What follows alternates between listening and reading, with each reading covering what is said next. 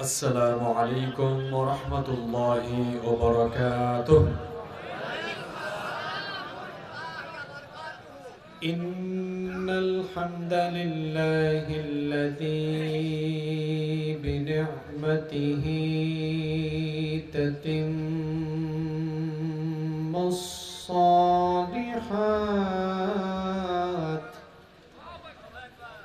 الذي علم القرآن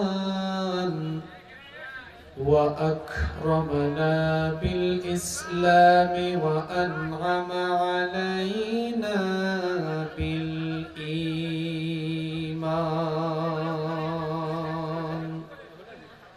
نستغفره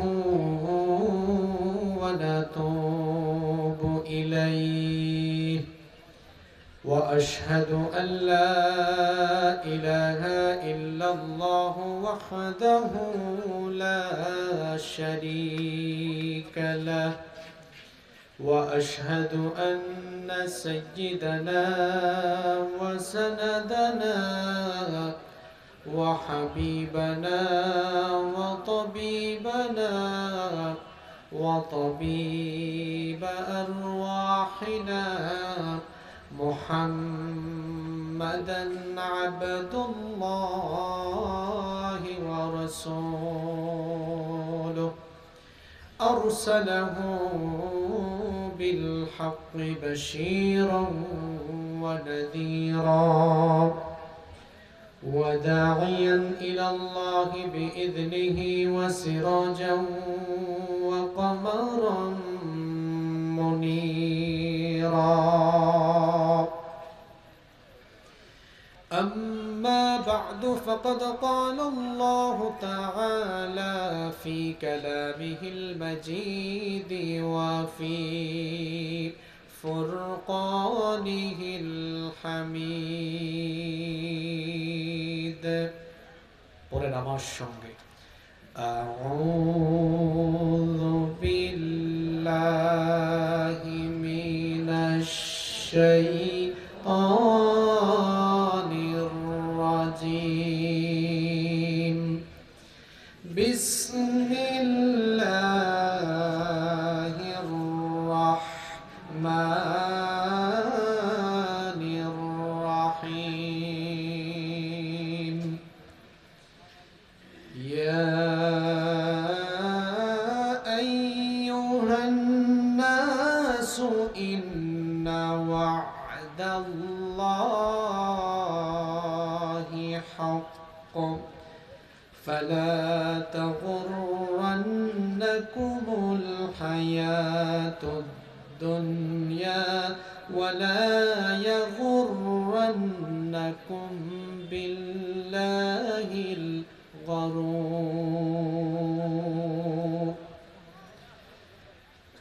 إن الشيطان لكم عدو فاتخذوه عدوا، إنما يدعو حزبه ليكونوا من أصحاب السعير. وقال تعالى في شان حبيبه: إن الله وملائكته يصلون على النبي يا أيها الذين آمنوا صلوا عليه وسلموا تسليما। সবাই আমার সাথে পড়েন, কেউ চুপচাপ থাকবেন না।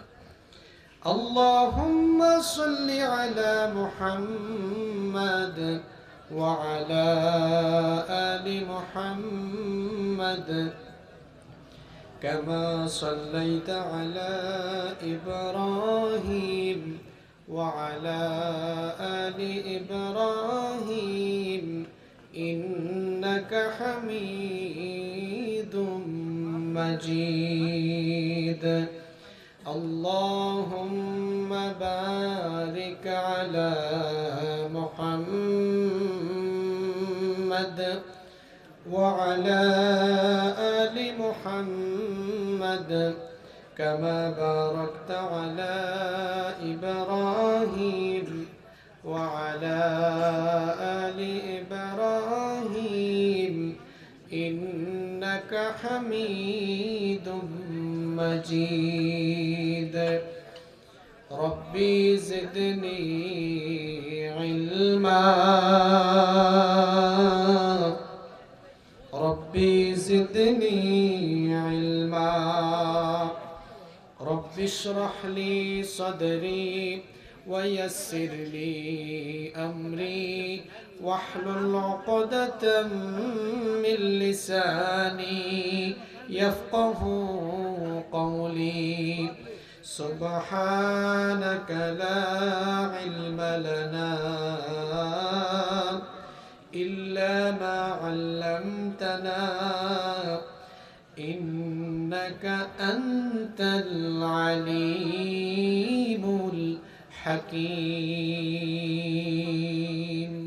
صدق الله العظيم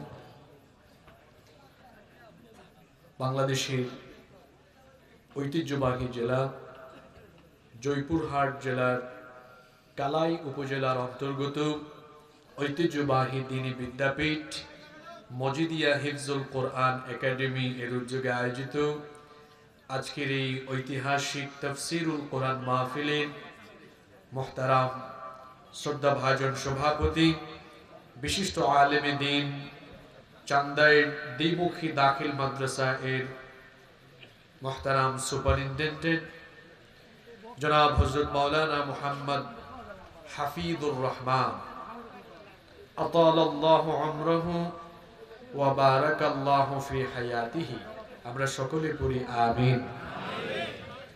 আজকের মাহফিলের সম্মানিত সহসভাপতি জনাব হাফেজ মোহাম্মদ আবু জাফর সাহেব, আল্লাহ তাআলা তাকে হায়াতান তাইয়্যিবা সিহহাতান কুল্লিয়া দান করেন, আমরা সকলে পড়ি আমিন। মাহফিলের সম্মানিত পরিচালক জনাব মাওলানা আব্দুল লতিফ বক্তব্য রেখেছেন বিশিষ্ট আলেমে দ্বীন পাঁচশিরা বাজার জামে মসজিদের সম্মানিত খতিব, অত্যন্ত বিনয়ী মানুষ, কোরআন সুন্নাহর আলোকে চমৎকার করে প্রাঞ্জল ভাষায় কথা বলেছেন হযরত মাওলানা আইয়ুব আলী আনসারী। বক্তব্য রেখেছেন হাফেজ মাওলানা ইসমাইল বিন সিরাজ হাফিজাহুমুল্লাহ ওয়া রাআহুম। আল্লাহ তাআলা আমার ভাইদেরকে হায়াতান তাইয়্যিবা সিহহাতান কুল্লিয়া দান করেন, আমরা সকলে পড়ি আমিন। মাহফিলের মঞ্চে বসে আছেন আমাদের মাথার তাজ সম্মানিত হযরত উলামায়ে কেরাম, এসেছেন বিভিন্ন মাদ্রাসার আসাদিদায়ে কেরাম, এসেছেন বিভিন্ন মসজিদের খুতাবা এবং আইম্মায়ে কেরাম, উপস্থিত অত্র এলাকার সম্মানিত এবং বিশিষ্ট ব্যক্তিবর্গ, মাহফিলে উপস্থিত পাঁচশিরা বাজারের সম্মানিত ব্যবসায়ী ভাইরা, আমার সামনে বসা অত্র এলাকার পার্শ্ববর্তী এবং দূরদূরান্ত এলাকা থেকে আগত আল্লাহর দ্বীন প্রেমী, কোরআন প্রেমী, সর্বস্তরের তাওহীদি জনতা, পর্দার অন্তরায় থেকে শ্রমণরতা সম্মানিত মা এবং বোনেরা,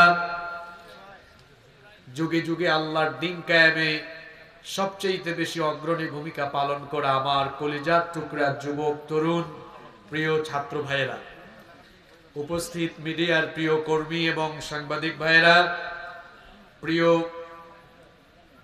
পাঁচশিরা কালাই তথা আমার প্রিয় জয়পুরহাট পার্শ্ববর্তী বগুড়া থেকে আগত প্রিয় বগুড়াবাসী, আপনারা সবাই কেমন আছেন? আপনারা সবাই ভালো আছেন? আলহামদুলিল্লাহ, আমাকেও আল্লাহ ভালো রেখেছেন। আমাদের সবাইকে সুস্থতার সাথে বাঁচিয়ে রেখে আজকের এই সুন্দর, বরকতময় এবং নান্দনিক এই আয়োজনে আমাদেরকে শামিল হওয়ার তৌফিক যিনি দান করেছেন, গলার আওয়াজ বড় করে সবাই বলেন তো তিনি কে? সেই মহান রবের জন্য হৃদয়ের সবটুকু ভালোবাসা, আবেগ, অনুভূতিকে উজাড় করে দিয়ে খুশি মনে প্রাণবন্ত আওয়াজে উচ্চ কণ্ঠে কালিমাতুশ শুকর আদায় করে আমরা সকলেই পড়ছি আলহামদুলিল্লাহ। নতুন বাংলাদেশে নতুন একটি পরিবেশ আমরা পেয়েছি। এই সুন্দর নিয়ামতপূর্ণ পরিবেশ দয়া করে যিনি আমাদেরকে দিয়েছেন তিনি কে? আমরা দিল প্রাণ উজাড় করে দিয়ে শরীরের সকল শক্তি গলার মাঝ বরাবর এনে সেই মহান মাবুদের কৃতজ্ঞতা আদায় করে পড়ছি আলহামদুলিল্লাহ। আজকের মাহফিল কমিটিকে জিজ্ঞেস করে দেখেন, মাহফিলের জন্য তাদের অনুমতি আনার কোনো দরকার হয় নাই। এটা কি আমাদের জন্য নেয়ামত নয়?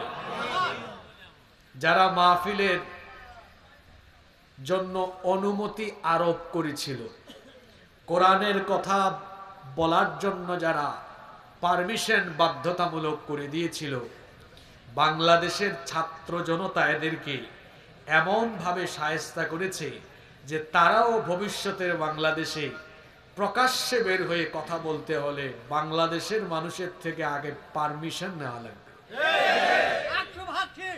এই শাস্তি, আপনারা হাসবেন না, আমার চাচা এটা হৃদয় থেকে উপলব্ধি করেছেন। হাসার কোনো কারণ নাই, সবার বুঝ তো একরকম হয় না। মানুষের বাক স্বাধীনতা ছিল।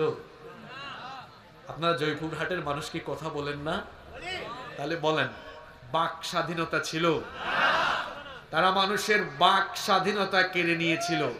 এই জন্য বাংলাদেশের মানুষ তাদেরকে এমন ভাবে শায়েস্তা করেছে, তারাও এই স্বাধীন দেশ ছেড়ে এখন তাদের মামু বাড়ি দিল্লিতে পালিয়েছে।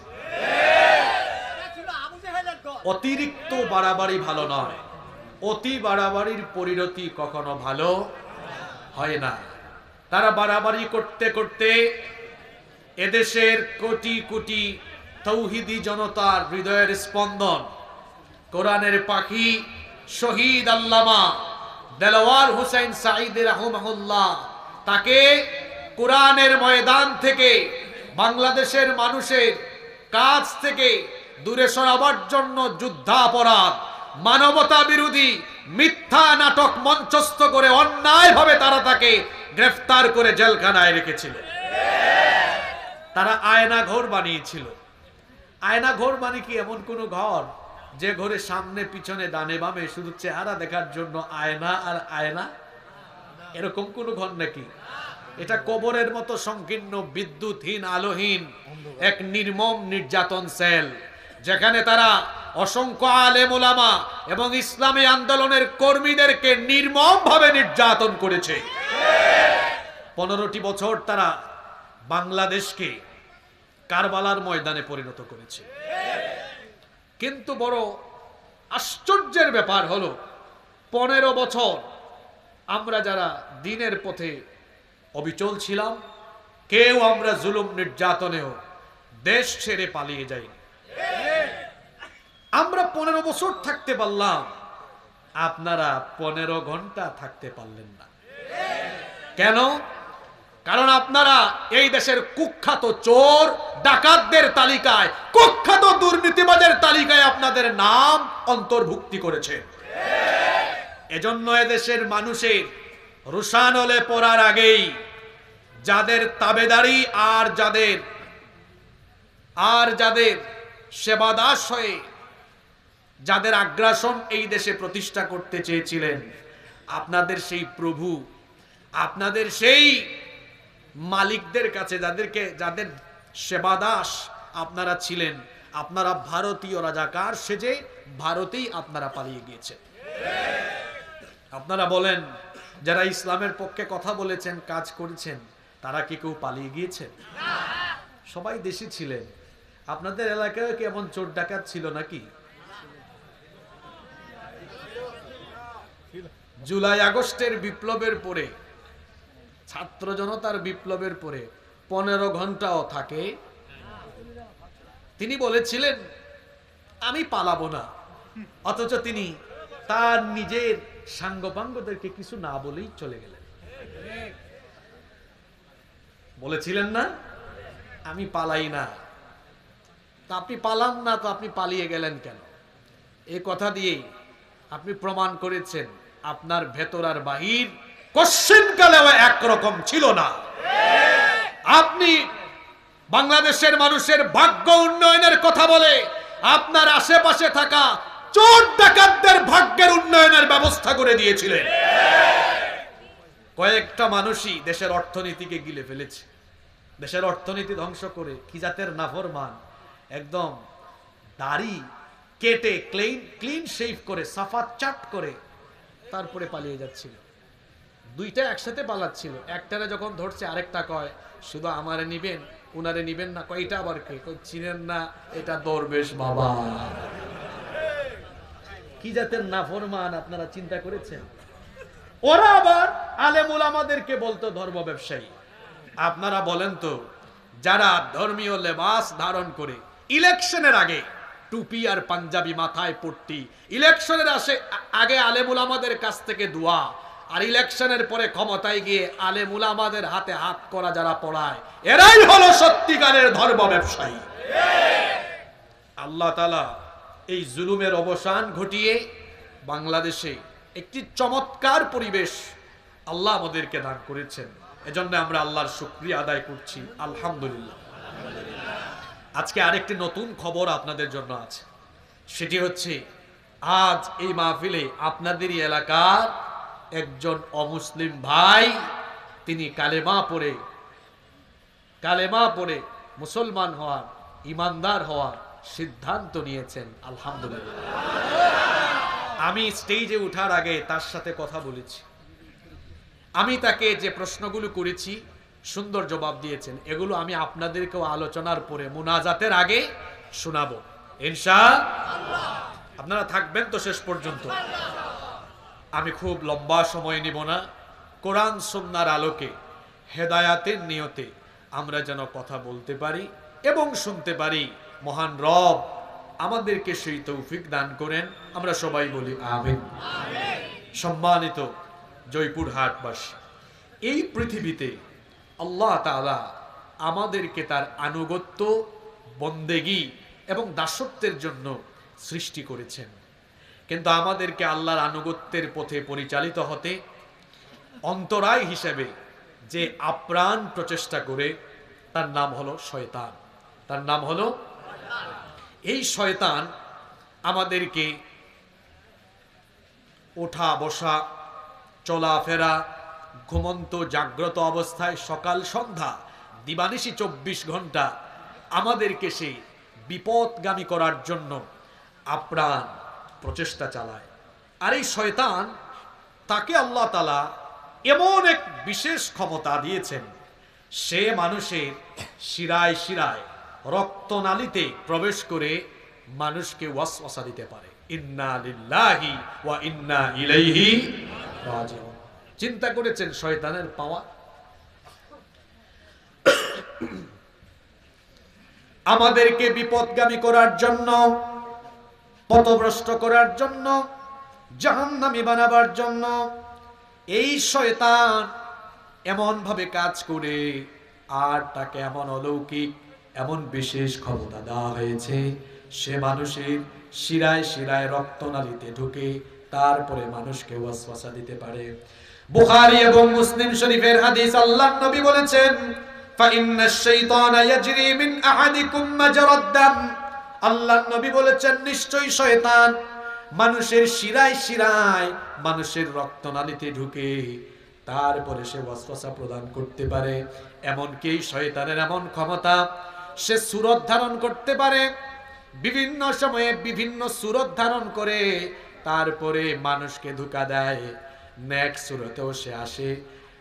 শয়তান একজন ছাড়া আর যে কারো সূরত সে ধারণ করতে পারে কেবলমাত্র একজন মহামানবের সুরত সে ধারণ করতে পারে না।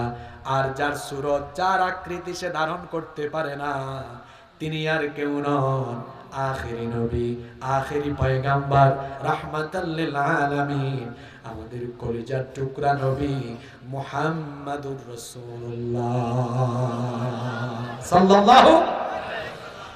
আল্লাহর নবী বলেছেন, এটিও বুখারী এবং মুসলিম শরীফের হাদিস, আল্লাহর নবী বলেছেন, ওয়া মান রাআনি ফিল মানামি ফাকাদ রাআনি, যে ব্যক্তি ঘুমন্ত অবস্থায় আমাকে স্বপ্নে দেখলো, সে অবশ্যই আমাকে আমার আসল সুরতে দেখলো।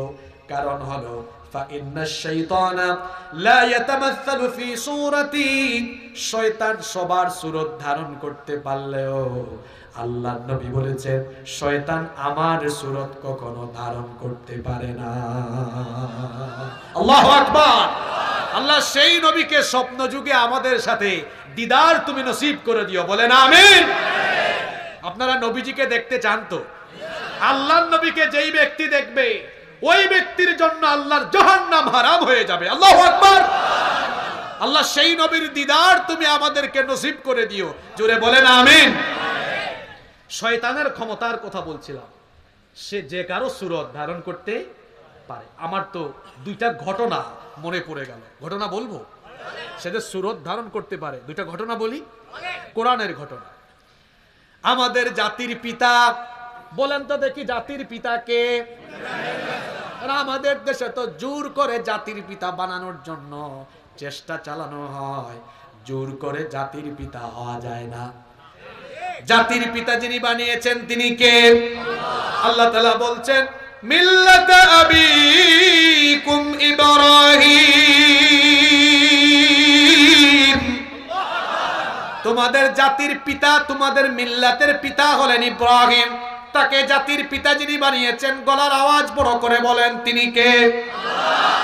ইব্রাহিম আলাইহিস সালামের কাছ থেকে আল্লাহ অনেকগুলো পরীক্ষা নিয়েছিলেন। যতগুলো পরীক্ষা আল্লাহ তার থেকে নিয়েছিলেন, সবগুলো পরীক্ষায় তিনি উত্তীর্ণ হয়েছিলেন। সুবহানাল্লাহ। আল্লাহ তাকে স্বপ্নে দেখালেন তিনি যেন তার সন্তানকে জবাই করছেন। তিনি যখন তার সন্তানকে জবাই করার জন্য প্রস্তুতি নিয়ে বের হলেন, এমন সময় ইবলিস মানুষের সুরত ধারণ করে তারপরে আমাদের জাতির পিতাকে এসে বলল, ইব্রাহিম ৮৬ বছর পর্যন্ত আপনার সন্তান ছিল না। সন্তান হওয়ার পরে আল্লাহর আদেশে আপনি আপনার নবজাতক শিশু আর প্রিয়তমা স্ত্রী হাজেরাকে মক্কায় নিয়ে নির্বাসনে রেখে দিলেন। এই ছেলেটি যখন যৌবনে পদার্পণ করলো, এখন আবার তোমাকে কুরবানি করার জন্য বলা হচ্ছে। আহারে, কুরবানি না করেও তো তুমি অন্য কোন সুযোগ আল্লাহর কাছ থেকে নিতে পারতে। জাতির পিতা ইব্রাহিম আলাইহিস সালাম বুঝে ফেললেন এটা মানুষের সুরত ধারণ করলেও এটা হলো নেক সুরতে ইবলিসের ধোঁকা। তিনি তখন পাথর হাতে নিয়ে ইবলিসের দিকে পাথর ছুঁড়ে মারলেন ৭ বার। জোরে বলেন কয়বার? দ্বিতীয়বার ইবলিস আবার তাকে ধোঁকা দিল, দ্বিতীয়বার আবার পাথর মারলেন, আবার তৃতীয়বার তাকে ধোঁকা দিল, তৃতীয়বার তিনি আবার পাথর মারলেন। আল্লাহ তাআলার কাছে জাতির পিতার এই কাজটা এত পছন্দ হলো, কিয়ামত পর্যন্ত জাতির পিতার এই সন্তানেরা যেন কিয়ামত পর্যন্ত জাতির পিতার অনুসরণে এই কাজটা করে। এজন্য যারা হজে যায়, হজে যাওয়ার পরে জামরার মধ্যেও তারা ৩ দিন ৩ বার গিয়ে শয়তানকে পাথর নিক্ষেপ করে। সুবহানাল্লাহ পড়বেন আপনারা। তাহলে শয়তান যে সুরত ধারণ করে ধোঁকা দেয়, এটা কোরআনে আছে না নাই? আবার ওইদিকে ইব্রাহিম নবীর স্ত্রীকেও দিয়ে ধোঁকা দিয়েছে। জাতির পিতার স্ত্রীকে গিয়ে কি বলল? শোনো, তোমার হাজবেন্ড, তোমার স্বামী এত বছর তোমাদের সাথে দেখা করতে আসলো না, আজকে এসেই তোমার ছেলেকে নিয়ে কুরবানি করতে যাচ্ছে। হাজেরা বললেন, বাপ কি কখনো সন্তানকে কুরবানি করতে পারে? এখন ইবলিস তখন বলল, হায় রে হায়, কেমনে যে বুঝাই। তখন সে বলল, তোমার স্বামী তোমার আল্লাহর আদেশে তোমার ছেলেকে কুরবানি করতে যাচ্ছে। হাজেরা বুঝতে পারলেন এটা তো শয়তান, নইলে তুই কেন বললি তোমার আল্লাহ তোর আল্লাহ না? তিনি তখন শয়তানকে তাড়িয়ে দিলেন। আজকের মাহফিলে কি মা বোনেরা এসেছেন? হ্যাঁ, আমার মা বোনদেরকে বলবো, ইসলামে আপনাদের অবদান অনেক বেশি। সর্বপ্রথম ইসলাম কবুল করেছে কারা? আপনারা নাকি? কে? একজন মহিলা, নাম কি?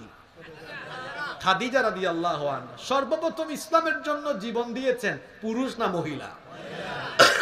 যুগে যুগে আল্লাহর দ্বীনের জন্য নারীরা অনেক অবদান রেখেছেন। আমার মা বোনদেরকে বলছি, হাজেরা আলাইহিস সালামের মতো আপনাদেরকে হতে হবে।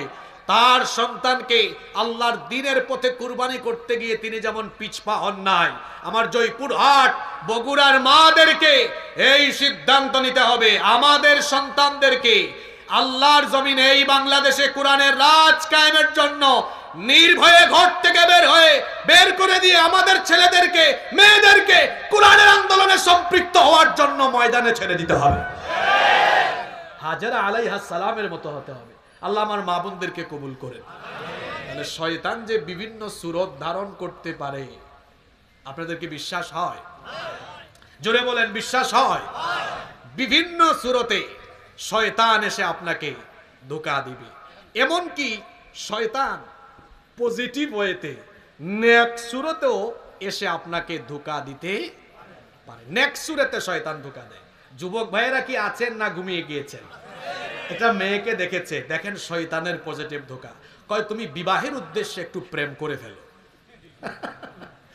বিবাহের উদ্দেশ্যে প্রেম করে ফেলো।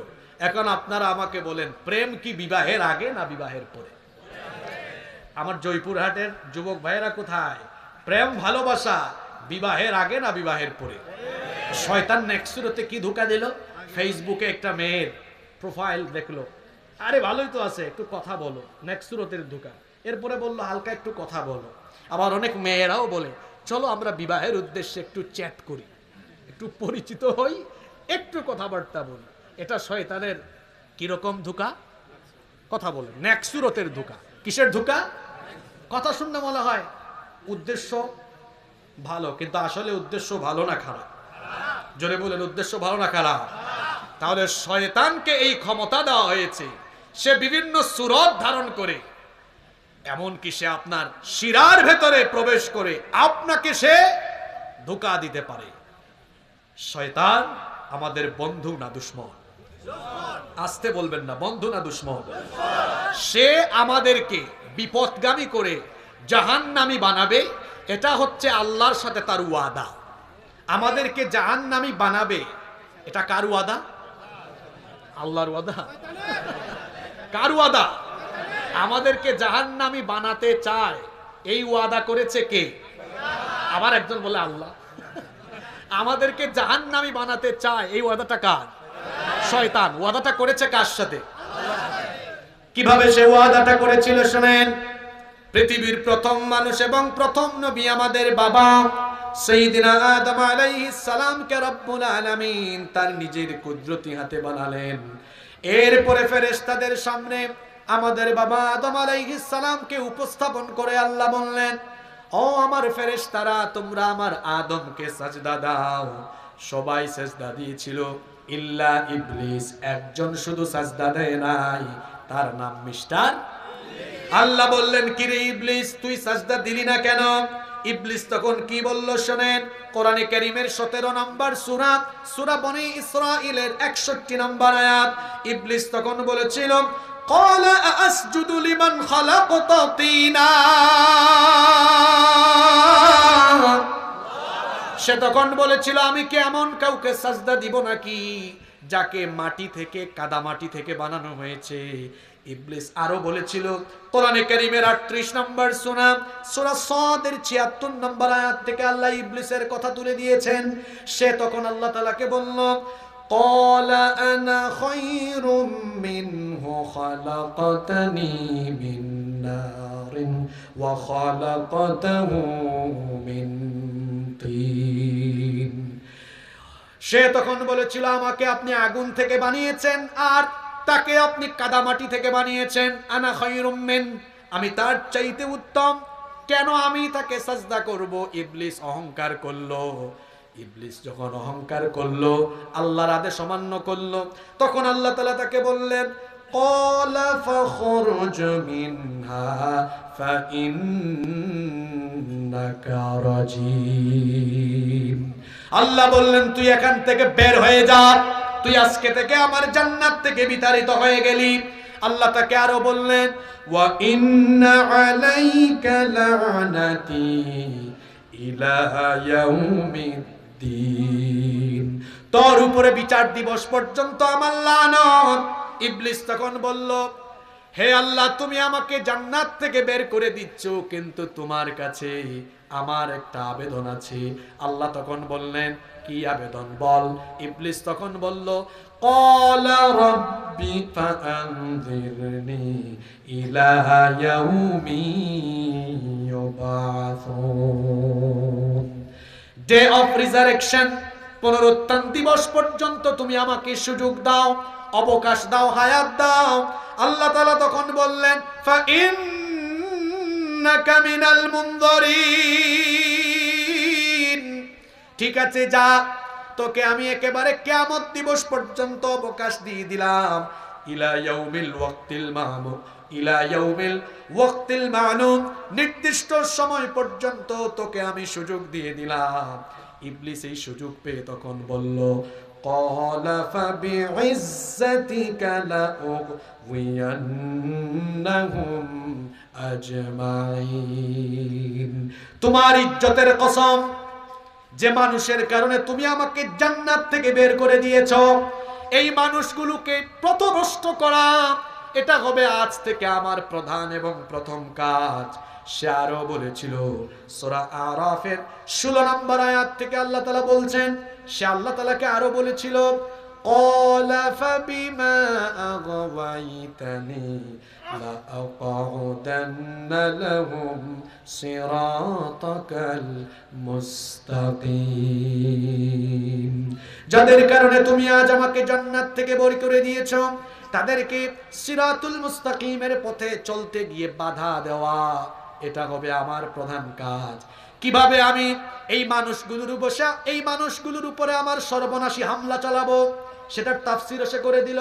সে বলল সুম্মা লাআতিয়ান্নাহুম মিন বাইনি আইদিহিম ওয়া মিন খালফিহিম ওয়া আন আইমানিহিম ওয়া আন শামাইলিহিম ওয়া লা তাজিদু আকসারাহুম শাকিরিন। সে বলল এই মানুষগুলোকে আমি সামন দিক থেকে, পিছন দিক থেকে, ডান দিক থেকে, বাম দিক থেকে আমার সর্বনাশী আগ্রাসী প্রতারণার জাল বিস্তার করে এদেরকে জাহান্নামী বানানো, এটাই হবে আমার প্রধান এবং প্রথম কাজ। ও আল্লাহ, আমি তোমার সাথে এই ওয়াদা করলাম যে আদমের কারণে তুমি আমাকে জান্নাত থেকে বের করে দিলে, এই আদম এবং আদমের সন্তানগুলোকে জাহান্নামী বানানো, এটা হবে আমার কাজ, এটা হলো তোমার সাথে আমার ওয়াদা। তাহলে আমাদেরকে জাহান্নামী বানানো, এটা কার ওয়াদা? আস্তে বলবেন না, জোরে বলেন, কার ওয়াদা? এজন্য আল্লাহ তাআলা কোরআনে কারিমে আমাদেরকে জানিয়েছেন ইয়া আইয়ুহাল্লাযীনা আমানু, হে ঈমানদারেরা, আমরা ঈমানদার না বেঈমান? আমরা ঈমানদার, এটাও সাহস করে কইতে পারলেন না। আমরা ঈমানদার না বেঈমান? হে রব, আপনি সাক্ষী থাকেন, জয়পুরহাটের এই মাঠে আমরা ঈমানের সাক্ষ্য দিয়েছি, আপনি আমাদেরকে ঈমানদার হিসাবে কবুল করে নেন, বলেন আমিন। আল্লাহ বললেন ইয়া আইয়ুহাল্লাযীনা আমানু, হে ঈমানদারেরা, যে শয়তান তোমাদেরকে জাহান্নামে বানানোর জন্য ওয়াদা করেছে, লা তাত্তাবিউ খুতুওয়াতিশ শাইতান, সেই শয়তানের পথ, শয়তানের তরিকা তোমরা অনুসরণ করো না। তার কারণ হলো ইন্নাহু লাকুম আদুম্মুম মুবিন, নিশ্চয়ই সে তোমাদের প্রকাশ্য এবং বড় দুশমন, বড় শত্রু। আমাদের সবচেয়ে বড় দুশমনের নাম কি? জোরে বলেন, সবচেয়ে বড় শয়তানের নাম কি? আপনারা এমন একটা আলোচনা শুনবেন যেটা সচরাচর শুনেন না।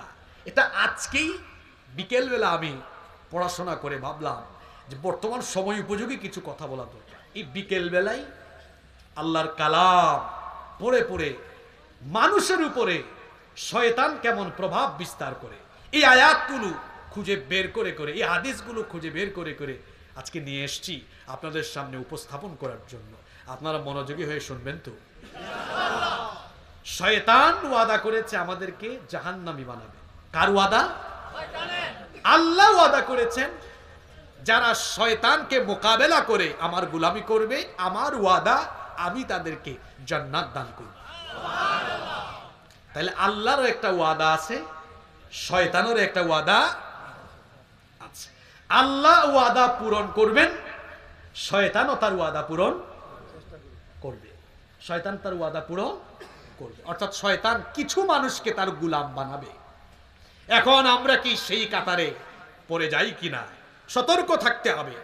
আমরা শয়তানের গোলাম হতে চাই না আল্লাহর গোলাম হতে চাই? আল্লাহর গোলাম হতে হলে শয়তান থেকে আমাদেরকে সতর্ক হতে হবে। কিভাবে শয়তান আমাদেরকে ধোঁকা দেয় আমরা আজকে আল্লাহর কোরআন থেকে জানবো। শয়তানের চক্রান্ত কেমন হয়, শয়তানের চক্রান্ত কেমন হয়, বেশ কয়েকটি পয়েন্ট আজকে আল্লাহর কোরআন থেকে তুলে ধরবো। নাম্বার 1, আউয়ালান, 1 নাম্বার, শয়তানের প্রথম চক্রান্ত হলো ওয়াসওয়াসা দিয়ে, ধোঁকা দিয়ে মানুষকে সোজা পথ থেকে বিপদগামী করা। যার সূচনা করেছিল একেবারে জান্নাত থেকে বের হয়েই আদম আলাইহিস সালাম এবং আমাদের মা হাওয়া আলাইহিস সালাম, দুজনকেই শয়তান কি দিয়েছে? ওয়াসওয়াসা। কি দিয়েছে? আল্লাহ কোরআনে বলেছেন ফাওয়াসওয়াসা লাহুমাশ শাইতান। আল্লাহ আদম আলাইহিস সালামকে বললেন, ইবলিসকে তো জান্নাত থেকে বের করে দিলেন, এরপরে বললেন ইয়া আদম উসকুন আনতা ওয়া যাওজুকাল জান্নাতা ওয়া কুলা মিনহা মিন হাইথু রাগাদান শি'তুমা ওয়া লা তাকরাবা হাদিহি আশ-শাজারাতা ফাতাকুনা মিনাল যালিমিন। আদম, তুমি আর তোমার স্ত্রী আমার জান্নাতের ভেতরে আনন্দের সাথে বসবাস করো। সুবহানাল্লাহ। ইবলিস কয় রাখো, আনন্দ বাইর করতেছি। ফাওয়াসওয়াসা লাহুমাশ শাইতানু, শয়তান উভয়কে ধোঁকা দিয়ে ওই নিষিদ্ধ গাছের কাছে নিয়ে গেল। শয়তান বলল, আল্লাহ কেন ওই গাছের কাছে যেতে তোমাদেরকে নিষেধ করেছেন জানো? এজন্য নিষেধ করেছেন, ওখানে গেলে তোমরা জান্নাতে চিরস্থায়ী হয়ে যাবে। ধোঁকা দিয়া ওই গাছের কাছে নিয়ে গেল, ফল ভক্ষণ করালো। তাহলে ইবলিস যে ওয়াদা করেছিল আমি মানুষকে বিপদগামী করব, প্রথম অ্যাকশন দিয়েছে প্রথম মানুষকে। কথা বুঝেন নাই? তাহলে সে তার দায়িত্ব কি প্রথম থেকে শুরু করে নাই? জোরে বলেন, শুরু করে নাই? এখন আপনাদের কথা হতে পারে, হুজুর তাহলে আমাদের উপর কখন থেকে শুরু হয়? আমাদের উপরে জন্ম থেকেই শুরু হয়, মৃত্যু পর্যন্ত চলে। নাম্বার 2, শুনেন কিভাবে জন্মের সময় ইবলিস এসে গুতা মারে। জন্মের পরেই ইবলিস এসে কি মারে? গুতা বুঝেন না, খোঁচা বুঝেন? খোঁচা বুঝেন? জন্মের পরেই তার খোঁচা আরম্ভ হয়। কিভাবে আরম্ভ হয় আপনাদেরকে বলি। বলেন তো, মায়ের পেট থেকে বের হয়ে প্রত্যেকটি সন্তান হাসে না কাঁদে? জোরে বলেন, হাসে না কাঁদে? এখন মায়ের পেট থেকে বের হয়ে কেন সন্তান কাঁদে, কেন একটা চিৎকার মারে? তার কারণ হলো আল্লাহর নবী বলেছেন, এটি বুখারী শরীফের হাদিস। হাদিস বর্ণনাকারী সাহাবী হচ্ছেন সাইয়্যিদুল মুহাদ্দিসিন আবু হুরায়রা রাদিয়াল্লাহু আনহু। তিনি বলছেন, আমি আল্লাহর রাসূলকে বলতে শুনেছি, আল্লাহর নবী বলেছেন, মা মিন বানি আদম মাউলুদুন ইল্লা ইয়ামাসসুহুশ শাইতানু হিনা ইউলাদ। আল্লাহর নবী বলেছেন, এমন কোন বনি আদম নাই, এমন কোন মানব সন্তান নাই যে জন্মের সময় শয়তানের খোঁচা খায় না। অর্থাৎ প্রত্যেকটি সন্তান জন্মের সময় শয়তান তাকে গুতা মারে, খোঁচা মারে। শয়তান যখন তাকে গুতা মারে, খোঁচা মারে, তখন ওই সন্তান কষ্ট পেয়ে কি করে শুনেন, ফায়াস্তাকিল্লু সারিখাম মিম্মাসিশ শাইতানি গায়রা মারইয়াম ওয়াবনাহা। শুধুমাত্র মারিয়াম এবং তার ছেলে, মারিয়ামের ছেলের নাম হচ্ছে ঈসা। আল্লাহর নবী বলেছেন, এই দুইজন ছাড়া সবাইকেই শয়তান গুতা মেরেছিল এবং মারবে। এজন্য সন্তানরা এই গুতাকে চিৎকার দিয়ে কাঁদে। তাহলে শয়তানের অ্যাকশন আমাদের জন্মেই পরেই শুরু হয় কি হয় না? কেন আল্লাহ তাআলা মারিয়াম এবং তার ছেলে ঈসা আলাইহিস সালামকে শয়তান থেকে হেফাজত করেছেন? আল্লাহ তাআলা সূরা আলে ইমরানের 36 নম্বর আয়াতের মধ্যে বলছেন ওয়া ইন্নী উঈযুহা বিকা ওয়া যুররিয়াতাহা মিনাশ শাইতানির রাজীম। আর আমি মারইয়াম এবং তার বংশধরদেরকে, তার ছেলেকে বিতাড়িত মর্দুদ অভিশপ্ত শয়তান থেকে আশ্রয় দিয়েছি। সুবহানাল্লাহ পড়েন।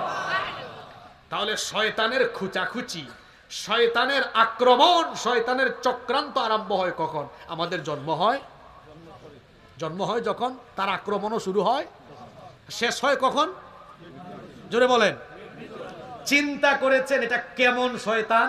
এমনকি এখানেও এসে ডিস্টার্ব করতেছে। কিরকম? কোরআন শুনলে তো আপনি হেদায়েতে আসতে পারেন, সে গুতাইতেছে, এখানে উঠোস না কেন, তাড়াতাড়ি যা, বাইর হয়ে যা। কিংবা মনোযোগ আলোচনা থেকে ডানে নেই কিছুক্ষণ, বামে নেই কিছুক্ষণ। কারণ কোরআন শুনলে শয়তানের মজা লাগে, আনন্দ লাগে না খারাপ লাগে? আজকের এই মাহফিলে আমরা শয়তানকে আনন্দ দিব না শয়তানকে মজা বুঝাই দিব? মজা বুঝাইতে হলে আমাদেরকে কি করতে হবে? মনোযোগ কথার বাহিরে, আলোচনার বাহিরে নেওয়া যাবে। চাচা, শয়তানকে মজা দিবেন নিও। ও চাচা, এটা বলিও না। চাচা দাঁড়াইছেন, মাঝে মাঝে দাঁড়ানোর দরকার আছে। চাচা যা অন্য ফাটি না, অন্য ফাটি, কথা বুঝেন নাই? আল্লাহ কবুল করেন। জন্ম থেকে শুরু হলো। তারপর কি করে? নম্বর 3 নম্বর পয়েন্ট, শয়তান আল্লাহর একটা আদেশ অমান্য করেছে। কয়টা আদেশ? আদেশটা কিসের ছিল?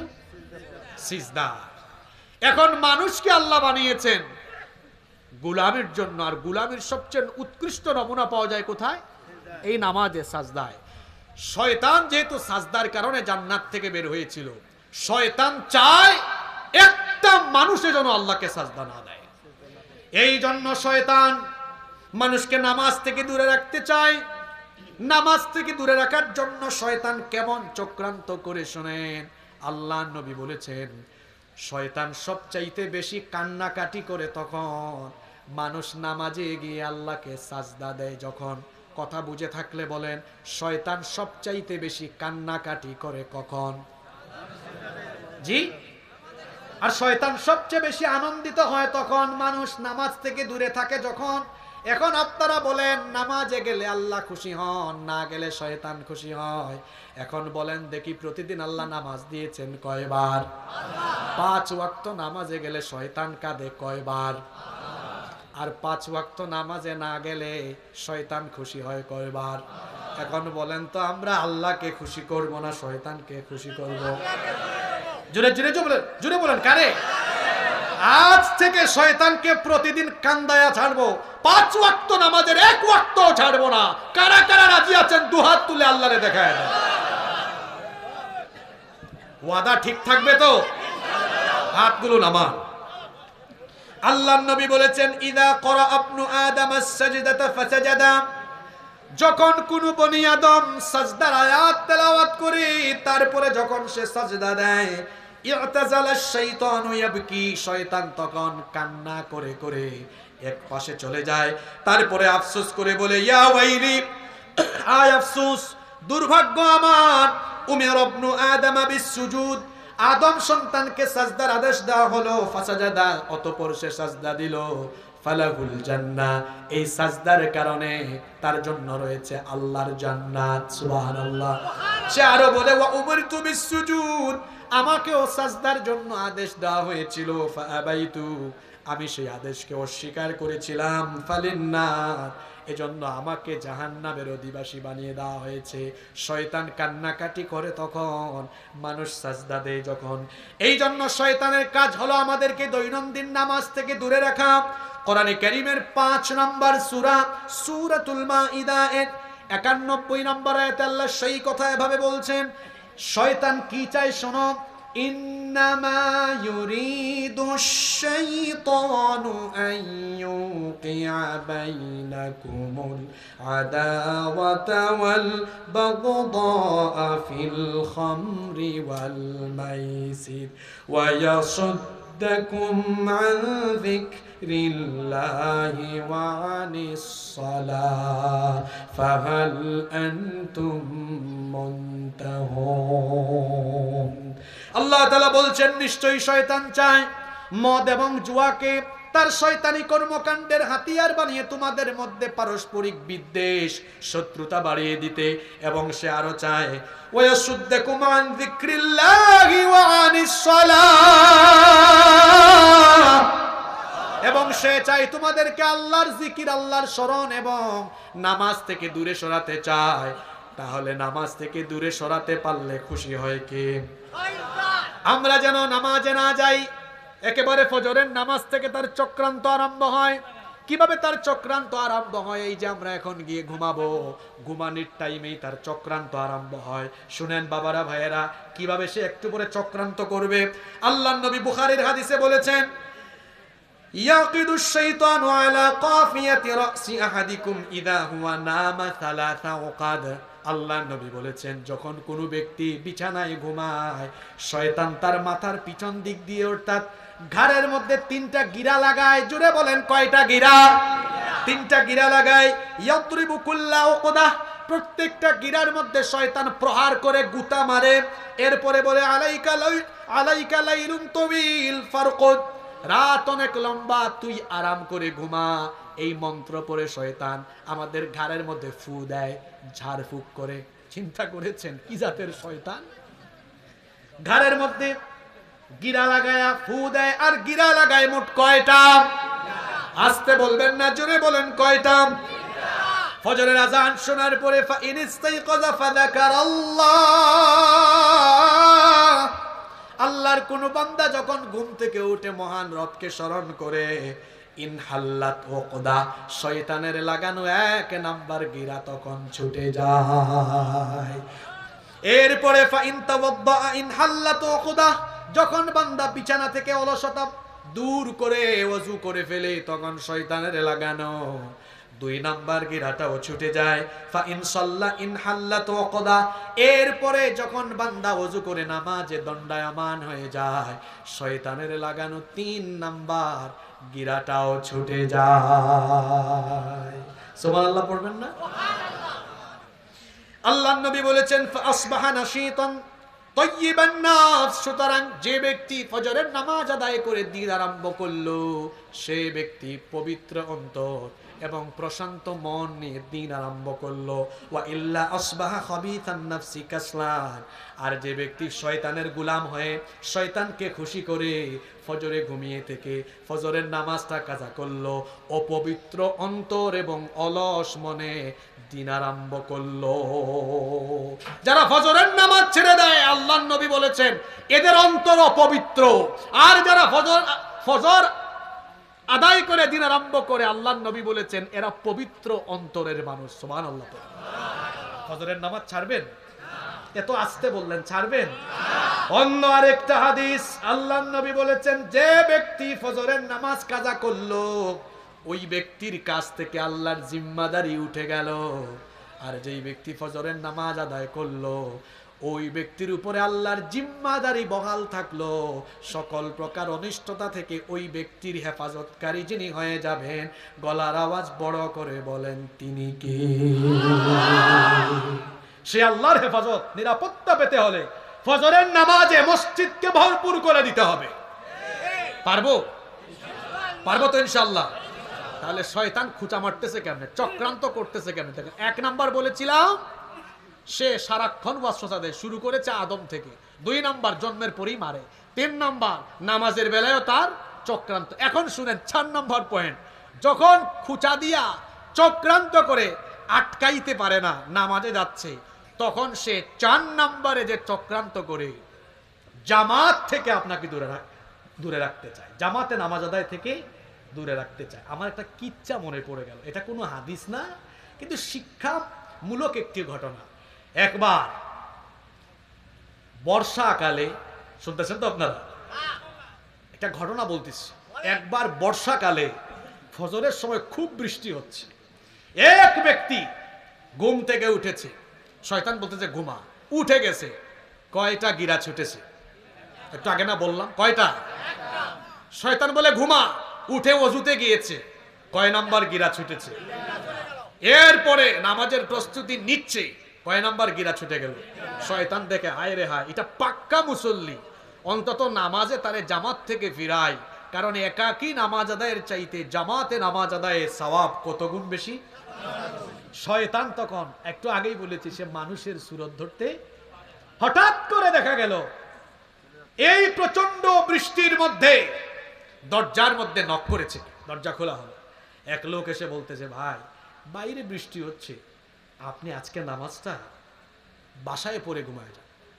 না না, মসজিদে যাবই। শয়তান নেক্সট সুরতে মানুষের সুরতে আসছে, দেখলো যাবেই এই লোকটা, অন্তত পক্ষে মসজিদের দিকে গেলে তো হাদিস আছে কদমে কদমে প্রতিটা পদক্ষেপে পদক্ষেপে আল্লাহ আমল নামায় সওয়াব দান করেন। শয়তান চিন্তা করলো তার নেকিটা কমায় রাখা দরকার, আপনি আমার কাঁধের উপরে উঠে। কিসের উপরে? আরে বাপ রে বাপ, এত মায়া, কাঁধের উপর উঠবো কেন? কয় না, রাস্তায় কাদা আছে তো আপনার কষ্ট হবে। বুজুর্গ ব্যক্তি বুঝতে পারলেন এটা নেক্সট সুরতে। জোরে বলেন। শয়তান যখন চক্রান্ত করে নামাজে আটকাতে পারে না, চতুর্থ পর্যায়ে এসে চক্রান্ত করে জামাত থেকে ফেরাবো। যখন কোন মুমিন ব্যক্তি শয়তানের এই চক্রান্ত মোকাবেলা করে জামাতে হাজির হয়ে যায়, তখন শয়তান তার পরবর্তী পদক্ষেপ নেয়, ওই ব্যক্তির নামাজে যেন খুশু না আসে, সে আপ্রাণ চেষ্টা করে। নামাজের প্রাণ হলো খুশু। ফেয়ারলেস সালাত হ্যাজ নো ভ্যালু। খুশুবিহীন নামাজের কোনো দাম নাই, কোনো মূল্য আল্লাহর কাছে।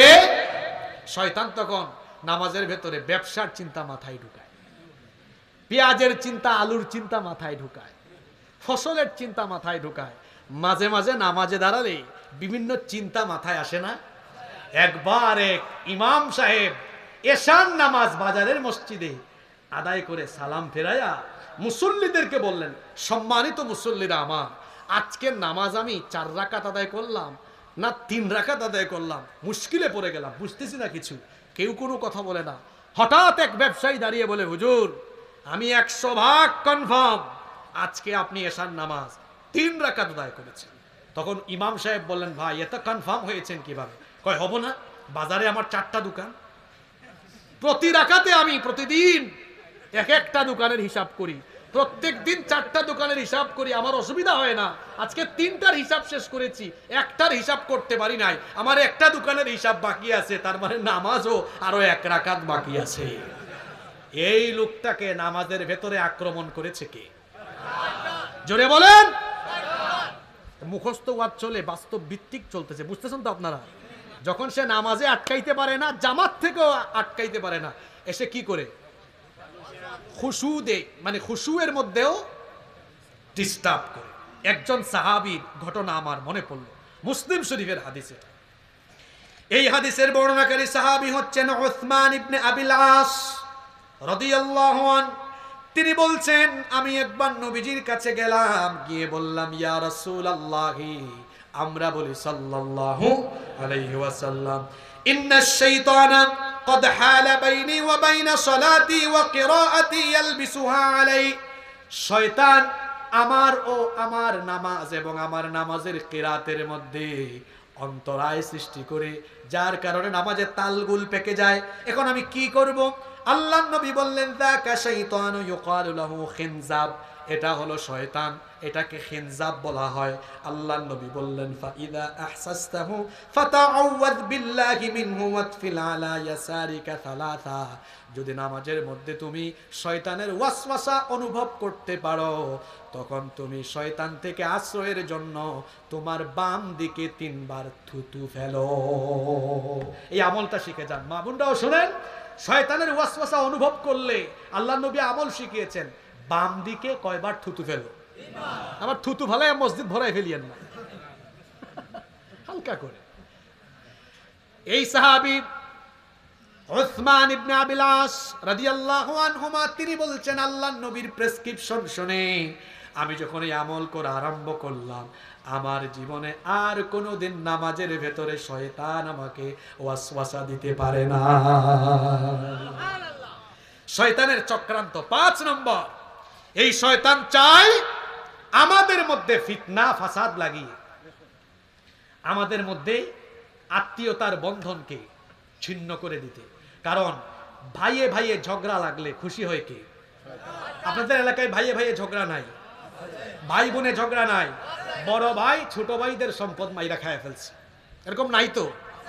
বড় ভাই ছোট ভাইদের পৈতৃক সম্পদ ছোট ভাইদেরকে না জানিয়ে বিক্রি করে ফেলেছে, এমন মানুষ জয়পুরহাটে নাই। এরপরে ভাইয়ে ভাইয়ে ক্ল্যাশ, ভাইয়ে ভাইয়ে ঝগড়া, ভাইয়ে বোনে ঝগড়া, স্বামী স্ত্রীতে ঝগড়া। এটা যদি লাগাতে পারে তাহলে শয়তান খুশি হয়ে যায়। শয়তান কি হয়ে যায়? কারণ স্বামী স্ত্রী পরিবারে বা সমাজে মানুষে মানুষে বন্ধন থাকলে, হ্যাঁ, আল হুব্বু ফিল্লাহ, আল্লাহর জন্য পারস্পরিক ভালোবাসা থাকলে খুশি হন কে? আল্লাহ। আর যখন ভালোবাসা উঠে গিয়ে মানুষের মধ্যে গন্ডগোল লাগে, বিবাদ লাগে, তখন খুশি হয় কে? শয়তানের একটা বাহিনী আছে। শয়তানের একটা কি আছে? শয়তান তার বাহিনীকে কি করে শোনেন। এই হাদিসটা মুসলিম শরীফের মধ্যে এসেছে। আন জাবির রাদিয়াল্লাহু আনহু قال قال رسول الله, সবাই আমার সাথে পড়েন সাল্লাল্লাহু আলাইহি ওয়াসাল্লাম। হযরত জাবির রাদিয়াল্লাহু আন হাদিসের বর্ণনাকারী সাহাবী, তিনি বলছেন আল্লাহর রাসূল বলেছেন ইন্না ইবলিসা ইয়াদাউ আরশাহু আলাল মা, নিশ্চয়ই ইবলিস পানির উপরে তার সিংহাসন, নিশ্চয়ই ইবলিস পানির উপরে তার সিংহাসনকে স্থাপন করেছে। সুম্মা ইয়াবাসু সারায়াহু, এরপরে সে তার দলবলকে মানুষের মধ্যে ধোঁকা দানের উদ্দেশ্যে প্রেরণ করে ফাআদনাহুম মিনহু মানজিলাতান আযামুহুম ফিতনা, এরপরে ইবলিস তার দলদের মধ্যে তাকেই সম্মান দেয় বেশি। মানুষের মধ্যে তার দলবলের যে ব্যক্তিটা সবচাইতে ফিতনা লাগাতে পারে সবচাইতে বেশি। ইবলিস মাঝে মাঝে মিটিং করে তার দলবলকে ডাক দেয়। দলবলের মিটিং যখন আরম্ভ হয়, ইয়াজিউ আহাদুকুম ফায়াকুলু, ইবলিস বলে তুমি কি করেছো? তখন তার সৈন্যবাহিনী বলে ফাআলতু কাযা ওয়া কাযা, আমি এটা করেছি, আমি ওটা করেছি। একজন বলে আমি অমুককে নামাজ থেকে ফিরিয়েছি, আর একজন বলে আমি অমুককে প্রতারণা করে সুদের সাথে সম্পৃক্ত করেছি, আর একজন কয় আমি অমুককে কোরআনের মাহফিল থেকে দূরে সরিয়েছি। এভাবে এক একজন এক এক রকমের জবাবদিহি করে। ইবলিস শুনে বলে মা সানাতা শাইআ, তুমি কিচ্ছু করো নাই। চিন্তা করেন তো, কোনো ক্রেডিট দেয়? এরপরে যখন কেউ এসে বলে মা তারাকতুহু হাত্তা ফাররাকতু বাইনাহু ওয়া বাইনা ইমরাআতিহি, যখন ইবলিসের কোনো বাহিনী, কোনো লোক, কোনো দল এসে বলে আমি একজন লোককে ছেড়ে দেই নাই ততক্ষণ, স্বামীর সাথে স্ত্রীর মধ্যে ভেজাল লাগাই নাই যতক্ষণ, ইবলিস তখন খুশি হয়ে যায়। খুশি হয়ে বলে ফায়ুদনিহি মিনহু ওয়া ইয়াকুলু নি'মা আনতা, সবচাইতে উত্তম কাজ তুমি করেছো, আসো আসো আমার সাথে আলিঙ্গন করো। তাহলে বোঝা গেল স্বামী স্ত্রীর মধ্যে বিবাদ লাগাতে পারলে খুশি হয় কে? খবরদার, স্ত্রীর সাথে মন কালাকালি করবেন না, স্ত্রীকে গালিগালাজ করবেন না, ধমক দিবেন না। যদি স্ত্রীর সাথে খারাপ আচরণের মানসিকতা চলে আসে, মনে করবেন এই ওয়াসওয়াসা আপনাকে দিয়েছে কে? ক্লান্ত হয়ে গেলেন নাকি? কিচ্ছা শুনবেন নাকি? না কুরআন হাদিস শুনবেন? কষ্ট হচ্ছে আপনাদের? আমরা আর কয়েক মিনিট থাকতে পারবো না ইনশাআল্লাহ। এজন্য স্ত্রীর সাথে খারাপ আচরণ করবেন না। মা বোনদেরকে বলবো আপনারাও স্বামীর সাথে খারাপ আচরণ করবেন না, কারণ স্বামী স্ত্রী সম্পর্কের মধ্যে বিভেদ লাগিয়ে দিতে পারলে সবচাইতে যে খুশি হয়ে যায় সে কে? সবচাইতে খুশি হয়ে যায় কে? শয়তানের চক্রান্ত। নাম্বার 6, 6 নম্বর, শয়তান কখনোই মুমিনদেরকে ঐক্যবদ্ধ থাকতে দেয় না, বিচ্ছিন্ন রাখার জন্য আপ্রাণ প্রচেষ্টা করে। কারণ মুসলমানরা ঐক্যবদ্ধ হয়ে গেলে ইসলামের শক্তি বাড়বে না কমবে? এই বাংলাদেশে আলেম ওলামারা যদি এক টেবিলে আসে, সকল ইসলামপন্থীরা যদি ঐক্যবদ্ধ হয়ে যায়, বাম রাম নাস্তিক মুরতাদ আর ইসলাম বিরোধীরা এই বাংলাদেশে ইসলাম বিরোধী কোনো কাজ করার সাহস পাবে না। আপনারা আলেম ওলামাদেরকে এক টেবিলে দেখতে চান কি চান না? ৭১ সালের পর থেকে স্বাধীনতা পরবর্তী ৫৪ বছরে আমরা বহু দলের শাসন বাংলাদেশে দেখেছি। প্রত্যেকেই বাংলাদেশের মানুষের ভাগ্যের উন্নয়নের প্রতিশ্রুতি দিয়ে ক্ষমতায় এসে তারা মানুষের ভাগ্যের উন্নয়নের পরিবর্তে নিজেদের ভাগ্যের উন্নয়ন করেছে। আমরা সবকিছু দেখেছি, এজন্য আমি বলি সবকিছু দেখা শেষ, বাকি আছে আল কোরআনের বাংলাদেশ। এই বাংলাদেশ থেকে বৈষম্য দূর করতে হলে, এই বাংলাদেশকে সত্যিকারের সংস্কার করে একটি আদর্শ কল্যাণমুখী রাষ্ট্রে পরিণত করতে হলে আলেম উলামা এবং ইসলাম প্রিয় ব্যক্তিদের তত্ত্বাবধানে দেশ পরিচালনার দায়িত্ব দেওয়া ছাড়া এর আর কোনো বিকল্প নাই। এজন্য আগামীর বাংলাদেশে আমরা আলেম উলামাদেরকে, ইসলাম প্রিয় ব্যক্তিদেরকে আমরা আগামীর বাংলাদেশ পরিচালনায় দেখতে চাই। সবাই চান তো? কারা কারা চান না দেখি হাত তুলেন তো। মাশাআল্লাহ, জয়পুরহাটের মানুষ তাজা, এখানে তো আলু মনে হয় বেশি হয়। হ্যাঁ, মাশাআল্লাহ, আলু খাওয়ার পরে তো সবার কনসেন্ট্রেশন ভালো আছে, আলহামদুলিল্লাহ পড়েন। সবার চেহারা সুরত কত সুন্দর। কেন আপনাদের চেহারা সুরত সুন্দর হবে না? তাজা তাজা শাকসবজি, তাজা তাজা সবকিছু ফরমালিন মুক্ত খান আপনারা। কি সুন্দর চেহারা, কত মায়াবী চেহারা। আল্লাহ তাআলা এই চেহারার মধ্যে আরো নূর দান করে দেন। কষ্ট হচ্ছে না তো আপনাদের? আমি অনেক দূর থেকে এসেছি, আপনারা আমাকে আর কিছুক্ষণ সহযোগিতা করবেন তো? আমার গুরুত্বপূর্ণ কিছু কথা রয়ে গেছে। তাহলে শয়তান আমাদেরকে এক থাকতে দিবে? জোরে বলতে হবে, এক থাকতে দিবে? আল্লাহর নবীর মাধ্যমে আল্লাহ যখন মক্কা মদিনা গোটা আরব থেকে শয়তানের দাসত্ব আর পৌত্তলিকতা আল্লাহর নবী যখন দূর করলেন, আল্লাহর নবী তখন বললেন, ইন্নাশ শাইতানা কাদ আইস, নিশ্চয়ই শয়তান হতাশ হয়ে গিয়েছে, নিরাশ হয়ে গিয়েছে। কারণ আইয়াবুদাহুল মুসাল্লুনা ফি জাজিরাতুল আরব, জাজিরাতুল আরবের মধ্যে শয়তান আর তার গোলামি কাউকে করাতে পারবে না, এই জন্য শয়তান নিরাশ। তবে শয়তান একটা জায়গায় হতাশ হয় নাই, বড় আশায় আছে। সেটা হলো ওয়ালাকিন ফিত তাহরিশি বাইনাকুম, তোমাদের মধ্যে বিচ্ছিন্নতা এবং অনৈক্য ঘটাবার ব্যাপারে শয়তান এখনো হতাশ নয়। তোমাদের মধ্যে বিচ্ছিন্নতা তৈরি করতে শয়তানের আশা আছে না নাই? তাহলে বলেন, আমরা গ্রামে গঞ্জে তৃণমূল পর্যায়ে ছোটখাটো জিনিস নিয়ে নিজেদের মধ্যে ঝগড়া করে আমরা আলাদা হয়ে যাব? কথা বলছেন না কেন? একটা লাঠি যদি কারো হাতে দেওয়া হয়, এটা ভাঙা সহজ না কঠিন? কথা বুঝতেছেন না বাবারা? সহজ না? 100টা লাঠি যদি কারো হাতে দেওয়া হয়, এটা ভাঙা সহজ? কুতাকুতি পারবে? কি বুঝলেন?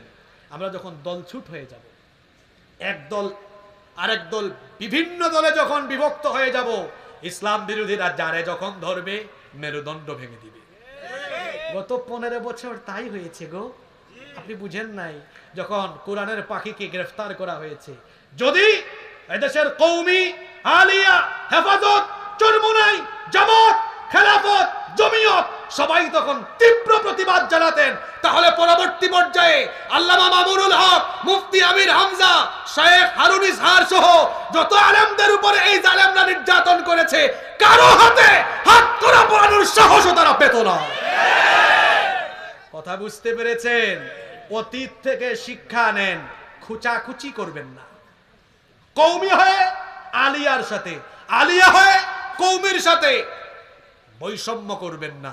আসুন আমরা সবাই মিলে, যারাই আমরা আলেম, যারাই আমরা মুসলমান, প্রত্যেকেই আমরা নিজেদের মধ্যকার মাঝখানে যে অনৈক্যের প্রাচীর আছে সেটাকে ভেঙে চুরে টুকরা টুকরা করে দিয়ে সবাই আমরা আল্লাহর দ্বীনের খাতিরে ঐক্যবদ্ধ হয়ে যাব ইনশাআল্লাহ। আল্লাহ আমাদেরকে ঐক্যবদ্ধ করে দেন। তাহলে এই পয়েন্ট থেকে আমরা জানলাম শয়তানের 6 নম্বর চক্রান্ত, সে মুসলমানদেরকে এক থাকতে দেয়।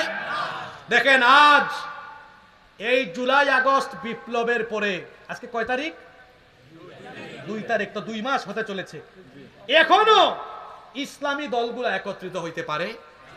আওয়ামী লীগ তার ক্ষমতার জন্য 14 দল নিয়ে জোট করতে পারে, বিএনপি ক্ষমতার জন্য 20 দল নিয়ে জোট করতে পারে। আফসোস লাগে, আমাদের ইসলামী দল আর আলেম উলামাদের দিকে তাকালে আমাদের আফসোস লাগে। আওয়ামী লীগ বিএনপি যদি তারা তাদের নিজেদের আদর্শের জন্য 20 দল 14 দল নিয়ে জোট করতে পারে, নিজেদের মধ্যকার সামান্য বিভেদ দূরীভূত করে আল্লাহর জমিনে আল্লাহর দ্বীন কায়েমের জন্য আপনারা বুঝি সবাই মিলে ঐক্যবদ্ধ হতে পারেন না? এটা বড় লজ্জার বিষয়। বাংলাদেশের মানুষ সকল দলের সকল ঘরানার আলেমদেরকে এক টেবিলে দেখতে চায়। আপনারা চান কি চান না? আর কত ঠেলাঠেলি করব? আপনারা শুধু এক হয়ে দেখেন, এদেশের মানুষ চক্ষু বন্ধ করে বাংলাদেশের রাষ্ট্রীয় ক্ষমতা আলেমদের হাতে তুলে দিবে। আলেমরা কি চুরি করে, দুর্নীতি করে, ডাকাতি করে? তাহলে আলেমদেরকে শুধু মসজিদ মাদ্রাসা আর ওয়াজের মঞ্চে দরকার না সংসদেও দরকার? আমি আপনাদেরকে একটা উদাহরণ দেই। বাংলাদেশে 68,000 গ্রাম আছে। মনে করেন আজ রাতে 68,000 গ্রামে 68,000 বক্তা মিলে মানুষকে বুঝাইতেছে কোরআন হাদিস দিয়ে, ভাই গো আপনারা সুদ খাইয়েন না, ভাই গো আপনারা ঘুষ খাইয়েন না, ভাই গো বউয়ের উপর নির্যাতন কইরেন না। আপনারা বলেন তো এই ওয়াজ শুনে সবাইকে হেদায়েতে চলে আসবে? ওই জায়গা পার্লামেন্ট, সেক্রেটারিয়েট, সেখানে 68,000 আলেম না, অন্তত 160টা আসনের 160 জন আলেমকে ঢুকিয়ে দিতে পারলে পার্লামেন্ট, সেক্রেটারিয়েট আর বঙ্গভবন থেকে অন্যায়, অনাচার, পাপাচার বন্ধের আদেশ যখন আসবে, ওয়াজ দিয়ে যেটা হয় না, আইন পাস করে সেটা সম্ভব হবে। তাহলে কি বুঝলেন? কোরআন সুন্নাহর বিধান মসজিদ মাদ্রাসা খানকা দরবার আর ওয়াজ মাহফিলের মঞ্চে নয়, বরং কোরআনের বিধানকে পার্লামেন্ট, সেক্রেটারিয়েট এবং বঙ্গভবনে নিয়ে যাওয়ার জন্য আমাদেরকে কাজ করতে হবে। একমত না দ্বিমত? বড় আস্তে বললেন, একমত না দ্বিমত? তাহলে এইটা যেন না যায়, এজন্য ঐক্যবদ্ধ যেন আমরা না হই। চক্রান্ত করে, দুশ্মনী করে, মাঝখান দিয়া খুচাখুচি করে, যে তার নাম হলো, জোরে বলেন, শয়তানের 7 নাম্বার চক্রান্ত। এখন খুব মজার পয়েন্ট আসছে। আপনারা কি ক্লান্ত হয়ে গিয়েছেন? আমাদের ওই নৌ মুসলিম ভাইকে এনে পাশে বসান। একজন ভাই মুসলমান হয়েছে, আমরা তার পরিচয় একটু পরে জানবো ইনশাআল্লাহ। এই আমি আর 15-20 মিনিট কথা বলবো, আপনারা কষ্ট পাবেন না তো? নাম্বার 7, 7 নাম্বার শয়তানের চক্রান্ত। এটা বড় চমৎকার পয়েন্ট। শয়তান সে গোপনে গোপনে, খোলস পাল্টিয়ে পাল্টিয়ে এমন ভাবে ধোঁকা দেয়, বড় সেনসিটিভ বিষয়। সে সুন্দর জিনিসকে অসুন্দর হিসাবে উপস্থাপন করে আর অসুন্দরকে সুন্দর হিসাবে উপস্থাপন করে। আপনারা কথা শুনতেছেন? খুব গুরুত্বপূর্ণ পয়েন্ট। আজ আমার সমাজে পরকীয়া কম না বেশি? জয়পুরহাটে নাই তো? বগুড়ায় নাই? হ্যাঁ, পরকীয়া আছে তো। এই যে দেখেন, শয়তান সুন্দরকে অসুন্দর, অসুন্দরকে কি বানায়? সুন্দর বানায়। বলবেন হুজুর এটা কেমনে, বুঝি নাই। তার বউকে তার চোখে অসুন্দর লাগে, কিন্তু পাশের বাড়ির ভাবিকে তার চোখে সুন্দর লাগে। এই যে যেটাকে সুন্দর লাগা দরকার, শয়তান ওইটাকে ধোঁকা দিয়ে অসুন্দর লাগায়। কয় তোমারটা কি, আর তোমার পাশের ভাবিটা এটা আরো সুন্দর। এই যে সুন্দরকে অসুন্দর লাগাচ্ছে, মাঝখানে কাজটা করতেছে কে? শুধু ভাইদের কথা বলে লাভ নাই, অনেক বোনেরাও আছে স্বামীকে চোখে ভালো লাগে না, পাশের বাড়ির ভাইকে আবার খুব ভালো লাগে। শয়তানের কথা বলেন না কেন? শয়তানের চক্রান্ত, শয়তানের।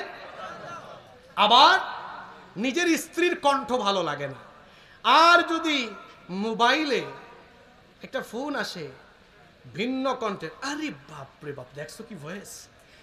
নিজের বউয়ের কণ্ঠ ভালো লাগে না, 5 বাজারে ব্যবসা করে, কাপড়ের দোকান, যখন কোনো আপু আসে, আপু আপনি এত সুন্দর করে কথা বলেন। আপনাদের পাঁচশিরায়, বগুড়ায়, জয়পুরহাটে তো এগুলা নাই। সুন্দরকে অসুন্দর, অসুন্দরকে মাঝখানে, এই চক্রান্তটা কে করছে? আপনি কি ভাবছেন আমি বানায় বলতেছি? এই কাজটা করবে শয়তান। সে ওয়াদা করেছিল কার সাথে? আসেন এটা কোথায় আছে? কোরআনে কারীমের 15 নম্বর সূরা, সূরাতুল হিজরের 39 নম্বর আয়াত। আল্লাহ তাআলা বলছেন, ক্বালা রাব্বুকুম রব্বি বিমা আগাওয়াইতানি লাউযায়িনান্না লাহুম ফিল আরদি ওয়া লাউগওয়িয়ান্নাহুম আজমাইন। শয়তান জান্নাত থেকে বিতাড়িত হয়ে বলেছিল, হে রব, তুমি আমাকে জান্নাত থেকে বের করে দিয়েছো, পথহারা করে দিয়েছো। এখন আমি জমিনের অধিবাসী, মানুষদের কাছে গুনাহের কাজগুলোকে, মানুষের কাছে আমি গুনাহের কাজগুলোকে শোভনীয় হিসাবে সুন্দর করে তুলে ধরবো। গুনাহের কাজকে তার চোখের সামনে সুন্দর বানাবো, ভালো কাজকে চোখের সামনে অসুন্দর বানাবো। আজকে দেখেন, নিজের বউকে সুন্দর লাগার কথা, কিন্তু শয়তান চক্রান্ত করে বউকে লাগায় অসুন্দর, পাশের বাড়ির ভাবিকে লাগায়। জোরে বলেন। তাহলে শয়তান কি তার ওয়াদা পালনে মরিয়া হয়ে কাজ করে না? কথা বলছেন না কেন? করে না। শুধু তাই নয়, নেক কাজকে শয়তান যেমন আমাদের চোখে খারাপ বানায়, তেমনি খারাপ কাজকে ভালো বানায়। যেমন ব্রু প্লাক করে অনেক নারীরা আছে না নাই? বলেন আছে না? এখন ব্রু প্লাক করা ইসলামে সুন্দর না অসুন্দর? আর শয়তান বলে না না, এটা একটু প্লাক করো, তাহলে তোমাকে কি লাগবে? অনেকে শরীরের মধ্যে উল্কি আঁকে, ট্যাটু আঁকে, এটা ইসলামে সুন্দর না অসুন্দর? এ যুবক ভাইয়েরা, যুবকের মতো আওয়াজ দাও। অনেকে ট্যাটু আঁকে না, উল্কি আঁকে না, এটা ইসলামে সুন্দর না অসুন্দর? আর শয়তানের কাছে আবার অনেকে ওই যে এটাকে কি বলে, প্লাস্টিক সার্জারি করে আল্লাহর সৃষ্টির মধ্যে পরিবর্তন ঘটায়। আল্লাহ বলছেন, লানাতুল্লাহ ওয়া ক্বালা লাআত্তাখিযান্না মিন ইবাদিকা নাসীবাম মাফরুদা। কোরআনে কারীমের 4 নম্বর সূরা, সূরা নিসা এর 118 নম্বর আয়াত। আল্লাহ বলছেন, আল্লাহ তাকে অর্থাৎ শয়তানকে লানত দিয়েছেন, কারণ সে বলে, আমি তোমার বান্দাদের একটি অংশকে আমার অনুসারী বানাবো। আমি কি করব তাদেরকে? ওয়ালা উদিল্লান্নাহুম ওয়ালা উমান্নিয়ান্নাহুম ওয়ালা আমুরান্নাহুম ফালা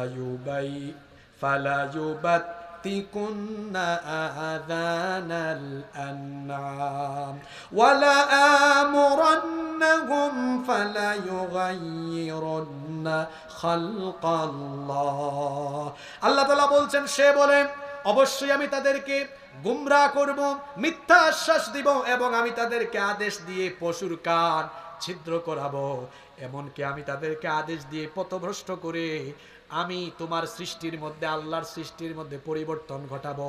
আল্লাহ তাআলা এত সুন্দর ব্রু দিয়েছেন, কিছু নারীরা সেই ব্রু প্লাক করে আল্লাহর এই সৃষ্টিকে বিকৃত করে ফেলে। তাহলে বলেন তো, যে সকল নারীরা ব্রু প্লাক করে এরা কার অনুসারী? আরো জোরে বলেন, কার অনুসারী? খবরদার মায়েরা, বোনেরা, শয়তানের ওয়াদা ছিল সে আপনাকে ধোঁকা দিয়ে চক্রান্ত করে আল্লাহর সুন্দর সৃষ্টির মধ্যে বিকৃতি ঘটাবে। তাহলে এই আয়াত অনুযায়ী বলেন তো, যারা শরীরের মধ্যে ট্যাটু আঁকে, উল্কি অঙ্কন করে, এরা কার অনুসারী? আসতে বলবেন না, জোরে বলেন, কার অনুসারী? আল্লাহ তাআলা বলছেন, এই শয়তানকে যারা নিজেদের বন্ধু বানায়, ওয়া মান ইয়াত্তাখিদিশ শাইতানা ওয়ালিয়্যান মিন দুনিল্লাহি ফাকাদ খাসিরা খুসরানাম মুবিনা। যে ব্যক্তি আল্লাহকে বাদ দিয়ে শয়তানকে তার বন্ধু বানিয়ে শয়তানের কথা শুনে, সে ব্যক্তি চরমভাবে ক্ষতিগ্রস্ত হবে। শয়তান কিভাবে চক্রান্ত করে? 8 নাম্বার, শয়তান মানুষকে উলঙ্গ করে দিতে চায়। শয়তান নগ্নতা সমাজে ছড়িয়ে দিতে চায়। এজন্য শয়তানের কাজ হলো নারীদের পোশাক ছোট করে দেওয়া। আপনারা আছেন নি? এখানে আছেন? অসুবিধা নাই, আমার চাচার আবেগ একটু বেশি। আপনারা হাসেন কেন? না হাসেন কেন? উনি বাবার বয়সী মানুষ, হয়তো মনোযোগ খুব বেশি, আর প্রতিটা কথা হয়তো একদম গিয়ে দিলের মধ্যে লাগে। একজন সাহাবীর কথা আমার মনে পড়লো, আব্দুল্লাহ যুলবিজাদাইন। সব সাহাবীরা স্বাভাবিকভাবে কোরআন পড়ে, আর আব্দুল্লাহ যুলবিজাদাইন চিল্লায় চিল্লায় পড়ে, এই চাচার মতো আর কি। সাহাবীরা এসে বলে, আল্লাহ রাসূল, আমরা ঘুমাইতে পারি না, রেস্ট করতে পারি না, খুব জোরে জোরে পড়ে। আল্লাহর নবী বললেন তাকে জোরে জোরে চিল্লাইতে দাও, কারণ তার ইমানের জজবা বেশি। ইমান আনতে গিয়ে সে তো কাপড় চুপড়ও আনতে পারে নাই, তার ইমানের দাম আছে। সুবহানাল্লাহ পড়তে ইচ্ছে করে না? এজন্য কারো আবেগকে হাসির পাত্র বানাবেন না। আল্লাহ আমাদেরকে বুঝার তৌফিক দান করে। ডিস্টার্ব হইলে আমার হওয়ার কথা, আমার তো ডিস্টার্ব হয় না, আপনাদের ডিস্টার্ব হয় কেন? আল্লাহ আমার এই চাচাকে ওই আব্দুল্লাহ জুলবিজাদাইনের মতো কবুল করে নেন। তাহলে শয়তানের 8 নম্বর চক্রান্ত, সে সমাজের নগ্নতা, সমাজের মধ্যে উলঙ্গপনা ছড়িয়ে দিতে চায়। এখন আমার বাংলাদেশে উলঙ্গপনা কম, জোরে বলেন। আমাদের জয়পুরহাটে বগুড়ায় কি সব বোনেরা বুরখা পরে পরে যায়? আশ্চর্যের ব্যাপার হলো বিভিন্ন মাহফিলেও দেখা যায় অনেক নারীরা বেপর্দা হয়ে আসে। মাহফিলের বাজারে, আশেপাশে বাজারে বেপর্দা হয়ে আসে। যে সকল নারীরা হিজাবের পর্দার এই বিধানকে লঙ্ঘন করেছে, তারা যার গোলাম হয়ে গিয়েছে, সে কে? কোরআনুল কারীমের 7 নম্বর সূরা সূরাতুল আরাফের 26 নম্বর আয়াত থেকে আল্লাহ বলছেন, ইয়া বনি আদম কদ আনজালনা আলাইকুম লিবাসান ইউওয়ারি সাওআতিকুম ওয়ারিশা ওয়া লিবাসুত التقوى ذلك خير ذلك من آيات الله لعلهم يذكرون। আল্লাহ তাআলা বলছেন, হে আদম সন্তান, আল্লাহ তোমাদের জন্য পোশাক অবতীর্ণ করেছেন যে যাতে করে সেই পোশাক পরিধান করে তোমরা লজ্জাস্থানকে ঢাকতে পারো, সৌন্দর্য বর্ধন করতে পারো। সবচেয়ে উত্তম পোশাক হলো তাকওয়ার পোশাক, অর্থাৎ সেটা হলো তাকওয়ার পোশাক, যে পোশাক পরিধান করলে পরে আল্লাহর দেওয়া নীতিমালা লঙ্ঘন হয় না, আল্লাহর দেওয়া বিধান পর্দা পালন হয়। আমার সমাজে কিছু বুদ্ধিজীবী বের হয়েছে যারা উলঙ্গপনাকে, নগ্নতাকে সভ্যতা মনে করে। আছে না এরকম? আচ্ছা বলেন তো, পোশাক কম পরলে, খোলামেলা থাকলেই যদি সভ্য হয়ে যেত, তাহলে বনের পশু সবচাইতে বেশি সভ্য। বনের পশু পোশাক পরিধান করে? তাহলে যারা উলঙ্গপনাকে সভ্যতা মনে করে তারা পশুর চাইতেও নিকৃষ্ট।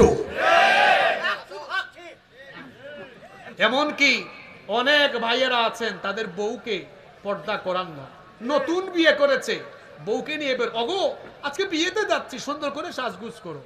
যখন বিয়েতে গিয়েছে, তারপরে জয়পুরহাটে গিয়েছে বিয়েতে, এরপরে ছোট ভাইরা বলতেছে, ভাই ভাবি তো বিয়ে করছেন, ভাবিকে হ্যাপি লাগতেছে। বলে থ্যাংক ইউ থ্যাংক ইউ। কি জাতের ব্যক্তিত্বহীন পুরুষ মোহরানা দিয়ে বিয়ে করলো সে, আর মজা নেই এলাকার মানুষ। কথা বুঝেন না আপনারা? কয় ভাই ভাবিকে জুস লাগতেছে, ব্যাককল কার জুস কে খায় রে? এরকম ব্যক্তিত্বহীন পুরুষ জয়পুরহাটে বগুড়ায় নাই তো? এদের ব্যক্তিত্ব আছে। আরো কিছু পুরুষ আছে, এরা বউ দিয়ে ব্যবসা করে। এটা চাচারা বুঝবেন না, ওই যুবক ভাইরা বুঝবে। এতদিন ছিল ফুড ব্লগ, কাপল ব্লগ, এতদিন ছিল ট্রাভেল ব্লগ, ফুড ব্লগ, এখন শুরু হয়েছে কি ব্লগ? এই তো কি ব্লগ? কাপল ব্লগ। হাজবেন্ড ওয়াইফ যা যা করে ব্লগ বানিয়ে সেটা ইউটিউবে, ফেসবুকে ছেড়ে দেয় সামান্য কয়টা ডলার ইনকামের জন্য। যারা সামান্য কিছু ডলার ইনকামের জন্য বউকে পণ্য বানিয়েছে, এরা পুরুষ নামের কলঙ্ক। আল্লাহ এদেরকে হেদায়াত দান করেন। তাহলে শয়তানের কাজ হলো সমাজে সভ্যতা না অসভ্যতা বানানো। আমরা কি অসভ্যতা সমাজে বৃদ্ধি করব? আমরা আমাদের নিজের বউকে পর্দা করাবো, মেয়েদেরকে পর্দা করাবো। পর্দার বিধান আমাদের মা বোনদের মর্যাদা কমায় নাই, বরং পর্দার বিধানের মাধ্যমে নারীদের ইজ্জত, আবরুর, নিরাপত্তা বেড়েছে। পর্দার কারণে নারীদের সম্মান বাড়িয়ে দিয়েছে কে? এজন্য আপনারা আপনাদের মাদেরকে, বোনদেরকে, স্ত্রীকে পর্দা করাবেন। খবরদার মা বোনদের বেপর্দা হয়ে না যায়। যে পুরুষ তার ঘরের মা বোন স্ত্রীকে বেপরদা বানায়, ওই পুরুষকে আল্লাহর নবী বলেছেন দাইয়ুস। আর দাইয়ুস কোনোদিনও জান্নাতে যেতে পারবে না। মহিলা প্যান্ডেলে আমার যে মা বোনেরা ওয়াজ শুনতেছেন, মা বোনদেরকে আমি অনুরোধ করছি, আমার মায়েরা বোনেরা, বেপরদা হয়ে ঘর থেকে বের হবেন না, বেপরদা হয়ে ঘর থেকে বের হবেন না, পর্দা করবেন। এই পর্দার বিধানটা আলেম উলামার দেওয়া না, আল্লাহর দেওয়া। পর্দা করে ঘর থেকে বের হবেন। যে সকল বোনেরা স্কুল কলেজ ইউনিভার্সিটিতে পড়াশোনা করেন, পর্দা করে তারপরে ঘর থেকে বের হবেন। একজন নারী চাকরি করতে পারবে, ব্যবসা করতে পারবে, পড়ালেখা করতে পারবে, শুধুমাত্র পর্দার বিধানটা সে মেনটেন করবে, পর্দা রক্ষা করবে। পর্দা রক্ষা করে সে সব কিছু করতে পারবে। পর্দার এই বিধান যিনি দিয়েছেন তিনি কে? নাম্বার 9, শয়তানের 9 নম্বর চক্রান্ত। শয়তান মানুষের মধ্যে বিদ্বেষ, ক্লেশ, বিবাদ ছড়ানোর জন্য মদ এবং জুয়া ছড়িয়ে দিয়ে সে সমাজকে মাদকাসক্ত সমাজ এবং জুয়ায় আসক্ত সমাজ বানাতে চায়। মাদক এবং জুয়া, এটা হলো শয়তানের প্রধান দুটি হাতিয়ার। আজ আমার যুবক, তরুণ, যৌবন আর তারুণ্য যেন মাদক আর জুয়ার করাল গ্রাসে ধ্বংস হয়ে যাচ্ছে, নষ্ট হয়ে যাচ্ছে। রব্বুল আলামিন কোরআনে কারীমের 5 নম্বর সূরা সূরাতুল মাইদা এর 9 নম্বর আয়াতে বলছেন, ইন্নামা ইউরিদুশ শাইতানু আন ইউকিআ বাইনাকুমুল আদাওয়াতা ওয়াল বাগদা ফিল খামরি ওয়াল মাইসির। নিশ্চয়ই শয়তান চায় মদ এবং জুয়ার মাধ্যমে তোমাদের মধ্যে বিদ্বেষ, তোমাদের মধ্যে শত্রুতা, বিশৃঙ্খলা বাড়িয়ে দিতে। আজ আপনি আল্লাহর এই আয়াত সমাজের বাস্তবতার সাথে মিলায় দেখেন মাদকাসক্ত, জুয়ায়াসক্ত সমাজ কিভাবে নষ্ট হয়ে যাচ্ছে।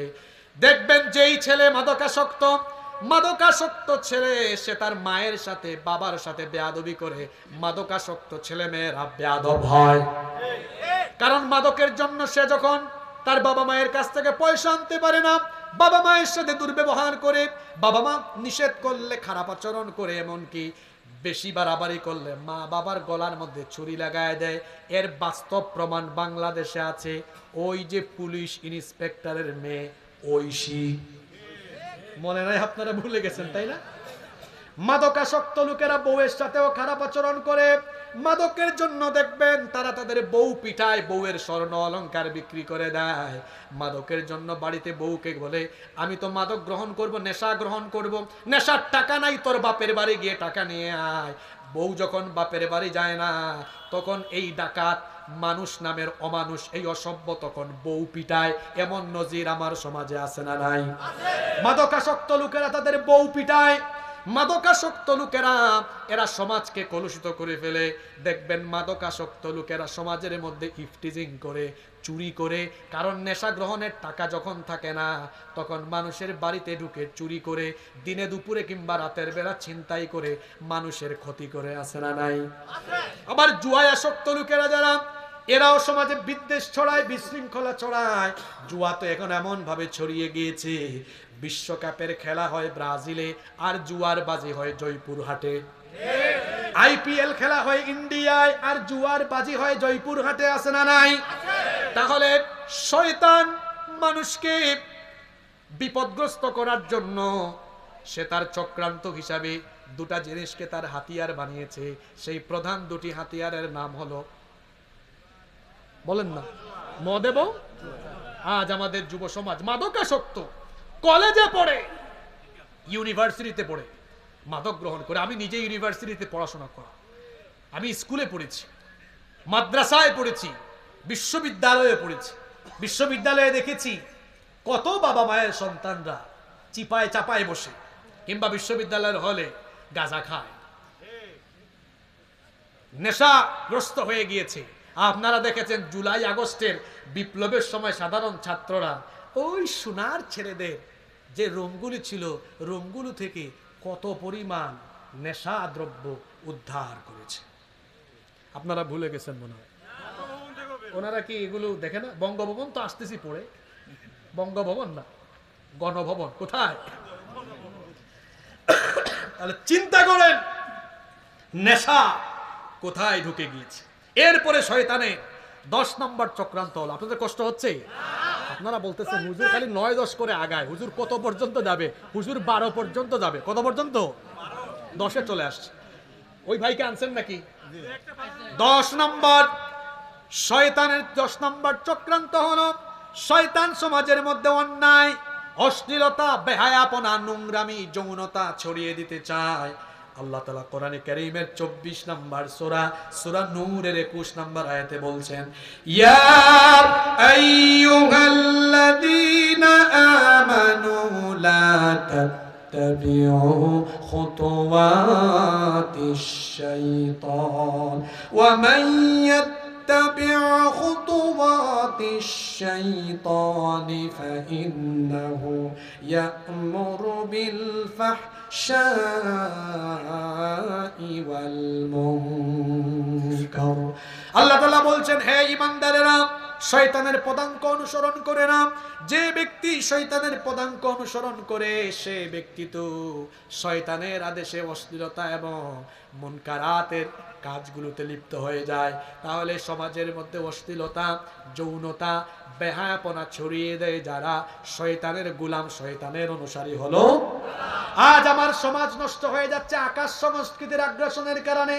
বলবেন হুজুর আকাশ সংস্কৃতি কি? ওই আকাশ থেকে সংস্কৃতি ঘরে ঘরে এখন ছড়িয়ে গিয়েছে স্যাটেলাইটের কারণে। আকাশে স্থাপন করা স্যাটেলাইটের কারণে এখন আপনার ঘরের মধ্যে মেসি নেইমারের কাটিং কুটিং আপনি ঘরে বসেই দেখতে পারেন মোবাইলে। এজন্য ছেলেরা মেসি কাটিং, নেইমার কাটিং চুল রাখে না, আসতেছি ওইদিকে রাখে। তাহলে এটা আকাশ সংস্কৃতির আগ্রাসন। স্টার জলসা এবং ভারতীয় বিভিন্ন চ্যানেলে মহিলারা আসক্ত হয়ে তারা দেখা যায় ঘরের মধ্যে বউ শাশুড়ির ঝগড়া কেমনে লাগাতে হয় এটা তারা আত্মস্থ করে। আকাশ সংস্কৃতির আগ্রাসনে আমার বাংলাদেশের প্রতিটি ঘর এবং সমাজ এভাবে ধ্বংস হয়ে যাচ্ছে। এটা কার চক্রান্ত? জোরে বলেন। 11 নম্বর শয়তান তার চক্রান্তে আমাদেরকে দিয়ে অপচয় করাতে চায়। আজকের মাহফিলের কমিটির উপরে আমি বড় খুশি। কেন খুশি? এই মাহফিলটা আমার কাছে দৃষ্টান্ত হয়ে থাকবে। কারণ এই মাহফিলে আমার চোখে এখানে কোনো অপচয় হয় না।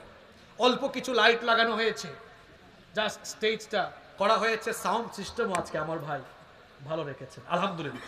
গতকাল তো এক জায়গায় আমার রু বের করে ফেলার উপক্রম করে ফেলেছে। কোন কোন জায়গায় মাহফিলে বিরাট বড় গেট। এই মাহফিলে পয়সা দেয় কারা? সাধারণ জনগণ।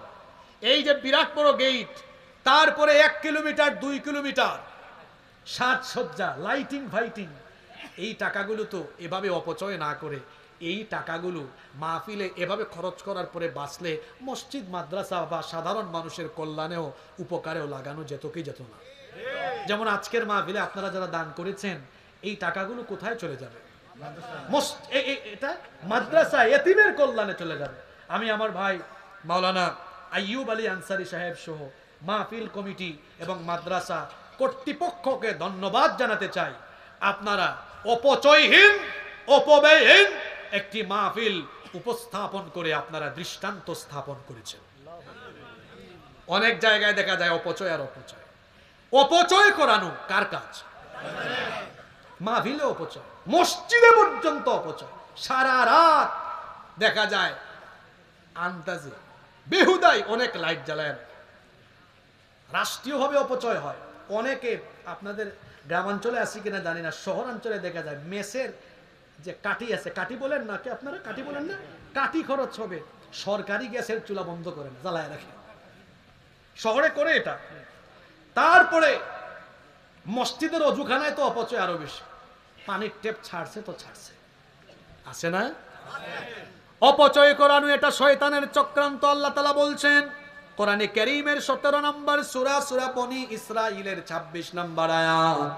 আল্লাহ তাআলা বলছেন ওয়ালা তুবাযযির তাবযীরা ইন্নাল মুবাযযিরিনা কানু ইখওয়ানাশ শায়াতিন ওয়া কানাশ শাইতানু লিরাব্বিহি বিহি কাফুরা। আর তোমরা অপচয় করো না, কারণ অপচয়কারী হলো শয়তানের ভাই। মুমিন কখনো অপচয় কিংবা অপব্যয় করতে পারে না, বরং মুমিনের স্বভাব হলো, আল্লাহ তাআলা কোরআনে কারীমের 25 নম্বর সূরা ফুরকানের 67 নম্বর আয়াতে বলছেন, ওয়াল্লাযীনা ইযা আনফাকু লাম ইউসরিফু ওয়া লাম ইয়াকতুরু ওয়া কানা বাইনা যালিকা কওয়ামা। আল্লাহ বলছেন মুমিন তো তারা অপচয় এবং কৃপণতা অবলম্বন করে না, যারা মুমিন হলো তারা ভারসাম্যপূর্ণ মধ্যম পন্থার জীবন অবলম্বন করে যারা। তাহলে যারা অপচয় অপব্যয়ে লিপ্ত তারা কার খপ্পরে পড়েছে? জোরে বলেন। শেষ ভালো যা সব ভালো। আমি মূল কথাটা আজকে শেষে রাখছি, আরো অনেক আসলে শয়তানের চক্রান্ত নিয়ে আলোচনা করতে হলে একটানা 10-12 দিন ধারাবাহিক তাফসীর মাহফিলের দরকার। কারণ আমি আজকে গবেষণা করে দেখলাম শুধু শয়তানের ব্যাপারে কোরআনে আয়াতই আছে 59টা। আমি হয়তো এখানে আজকে পুরো আলোচনায় 35-36টা আয়াত মাত্র পড়তে পেরেছি। সবগুলো বলতে গেলে আর সবগুলো হাদিসকে একত্রিত করে বলতে গেলে এটা ধারাবাহিক একটা মাহফিলের দরকার, নইলে সব বলা সম্ভব। শয়তানের আরো কাজ আছে, যেমন দেখেন আমি একটু 1 মিনিটে দ্রুত বলি। শয়তানের কাজ হলো আপনাকে ডান হাত তুইয়া বাম হাতে খাওয়ানো। বাম হাতে খাওয়ান না মানুষ তো নাই। জি, শয়তানের কাজ হলো আপনাকে দাঁড়াইয়া পানি পান করানো। শয়তানের কাজ আরো আছে না, খানার সময় বিসমিল্লাহ না। শয়তানের কাজ হলো আপনাকে বাম কাতে বা উপর করে শুয়ানো। এরকম শয়তানের অনেক কাজ কারবার আছে না। তো বলতে গেলে ধারাবাহিকভাবে কোরআন এবং হাদিস সব একসাথে করে ধারাবাহিকভাবে পয়েন্ট বাই পয়েন্ট বলতে গেলে ধারাবাহিক আলোচনা দরকার। তবে আজকে আমরা সবচাইতে গুরুত্বপূর্ণগুলো একত্রিত করেছি, সবচেয়ে আসলটা শেষে রেখেছি। শয়তানের চক্রান্ত হলো মানুষকে ইকামতে দ্বীনের বিপরীতে মানবরচিত মতবাদ আন্দোলনে মানুষকে শামিল করে দেওয়া। কথা কি বোঝা যায়? এই শেষ কথাটা বোঝার জন্য ফ্রেশ ব্রেইনের দরকার। জিমানু টিমানু যাদের আসছে চলে যাক, আমরা 3টা তাকবীর দিব। সবাই প্রস্তুত? লিল্লাহি তাকবীর। আলু খাইয়া তো আওয়াজ আলুর মতো হইতা। লিল্লাহি তাকবীর। আপনাদের এলাকায় আলু ঘাটি আছে না? মজার খাবার তো, আমি খাইছি, এটা অনেকবার খাইছি আলু ঘাটি।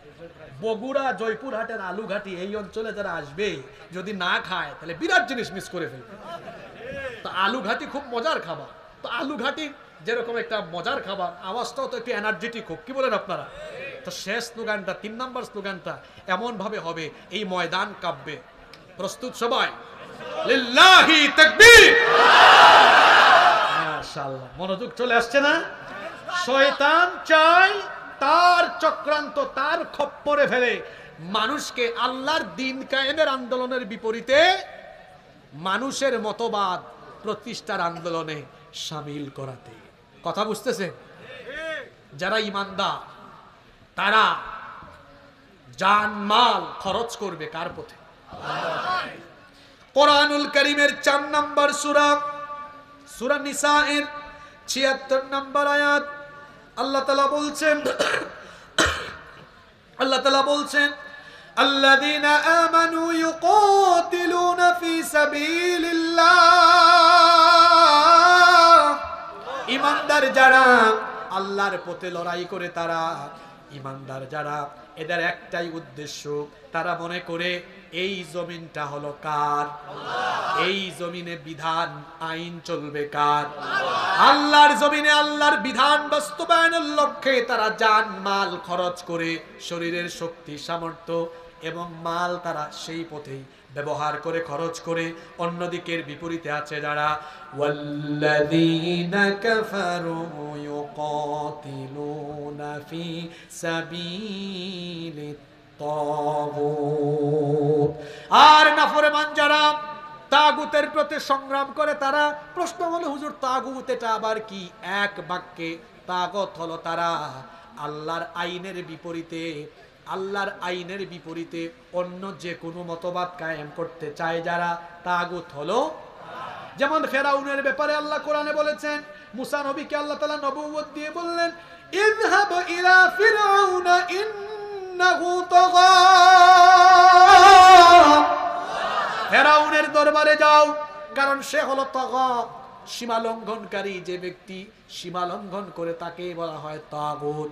ফেরাউনের মতো যারা আল্লাহর দ্বীন বাস্তবায়ন হতে দেয় না, যারা তাগুত হলো। আল্লাহ তাআলা এর পরের অংশে বলছেন, আল্লাহ তাআলা পরের অংশে বলছেন ফাকাতিলু আউলিয়া আশ-শাইতান। এই তাগুতদেরকে আল্লাহ বলেছেন শয়তানের বন্ধু। শয়তানের বন্ধুদের বিরুদ্ধে তোমরা লড়াই করো। তাহলে আল্লাহর দ্বীনের বিপরীতে অবস্থান নেয় যারা, তাগুত হলো তারা। আর তাগুত যারা, শয়তানের অনুসারী, শয়তানের বন্ধু হলো। এক বাক্যে জবাব দেন, যতদিন বেঁচে থাকবেন আল্লাহর জমিনে আল্লাহর কোরআনের বিধান বাস্তবায়নের বিপরীতে অন্য কোন দল মত কিংবা অন্য কোন তথাকথিত নেতার সামনে পিছনে চামচামি করবেন না। যুবক ভাইয়েরা, এই যৌবন আর তারুণ্য কেন দেওয়া হয়েছে? আপনার যৌবন আর তারুণ্যের শক্তিকে ব্যবহার করে অনেক লোক তার স্বার্থ হাসিল করছে। এই যৌবন আর তারুণ্য তো আল্লাহ এজন্য দেন নাই যে আপনার এই যৌবন আর তারুণ্য তথাকথিত নেতার সামনে পিছনে চামচামি করে এই যৌবন নষ্ট করার জন্য আল্লাহ দেন নাই, বরং এই যৌবন আর তারুণ্য দেওয়া হয়েছে আল্লাহর জমিনে আল্লাহর দ্বীন কায়েমের জন্য। তাহলে 12 নম্বর পয়েন্ট বললাম, শয়তানের চক্রান্ত হলো, শয়তান আমাদেরকে ইকামতের দিন থেকে দূরে সরাতে চায়। আমরা যতদিন বাঁচবো আল্লাহর জমিনে আল্লাহর কোরআনের বিধান বাস্তবায়নের জন্য কাজ করব। কারা কারা রাজি আছেন? 2 হাত তুলে আল্লাহকে দেখেন।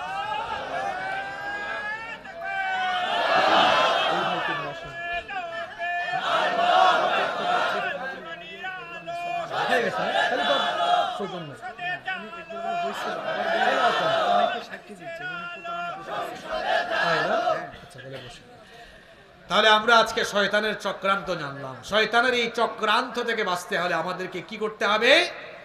আল্লাহর ভয় অন্তরে ঢুকিয়ে আল্লাহর আনুগত্যের পথে এবং রাসূল করিম সাল্লাল্লাহু আলাইহি ওয়াসাল্লামের অনুসরণে জীবন চালাতে হবে। রাজি আছেন সবাই? কোরআন আছে যেখানে আমরা আছি, নবীর সুন্নত আছে যেখানে আমরা আছি। আল্লাহ আমাদেরকে কবুল করেন।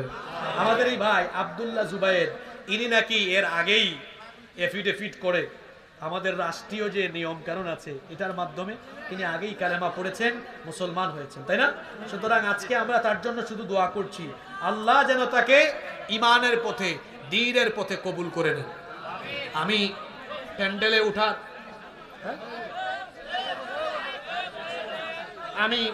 প্যান্ডেলে উঠার আগে তার সাথে কথা বলেছি। আমি তাকে পরামর্শ দিয়েছি যাতে করে তাহারা, বিশেষ করে অজু, গোসল, ফরজ গোসলের নিয়ম কানুন, তায়াম্মুমের বিধিবিধান এবং নামাজ আদায়ের নিয়ম কানুন আর কোরআন শরীফ তিনি যেন শিক্ষা করেন, এ ব্যাপারে আমি তাকে পরামর্শ দিয়েছি।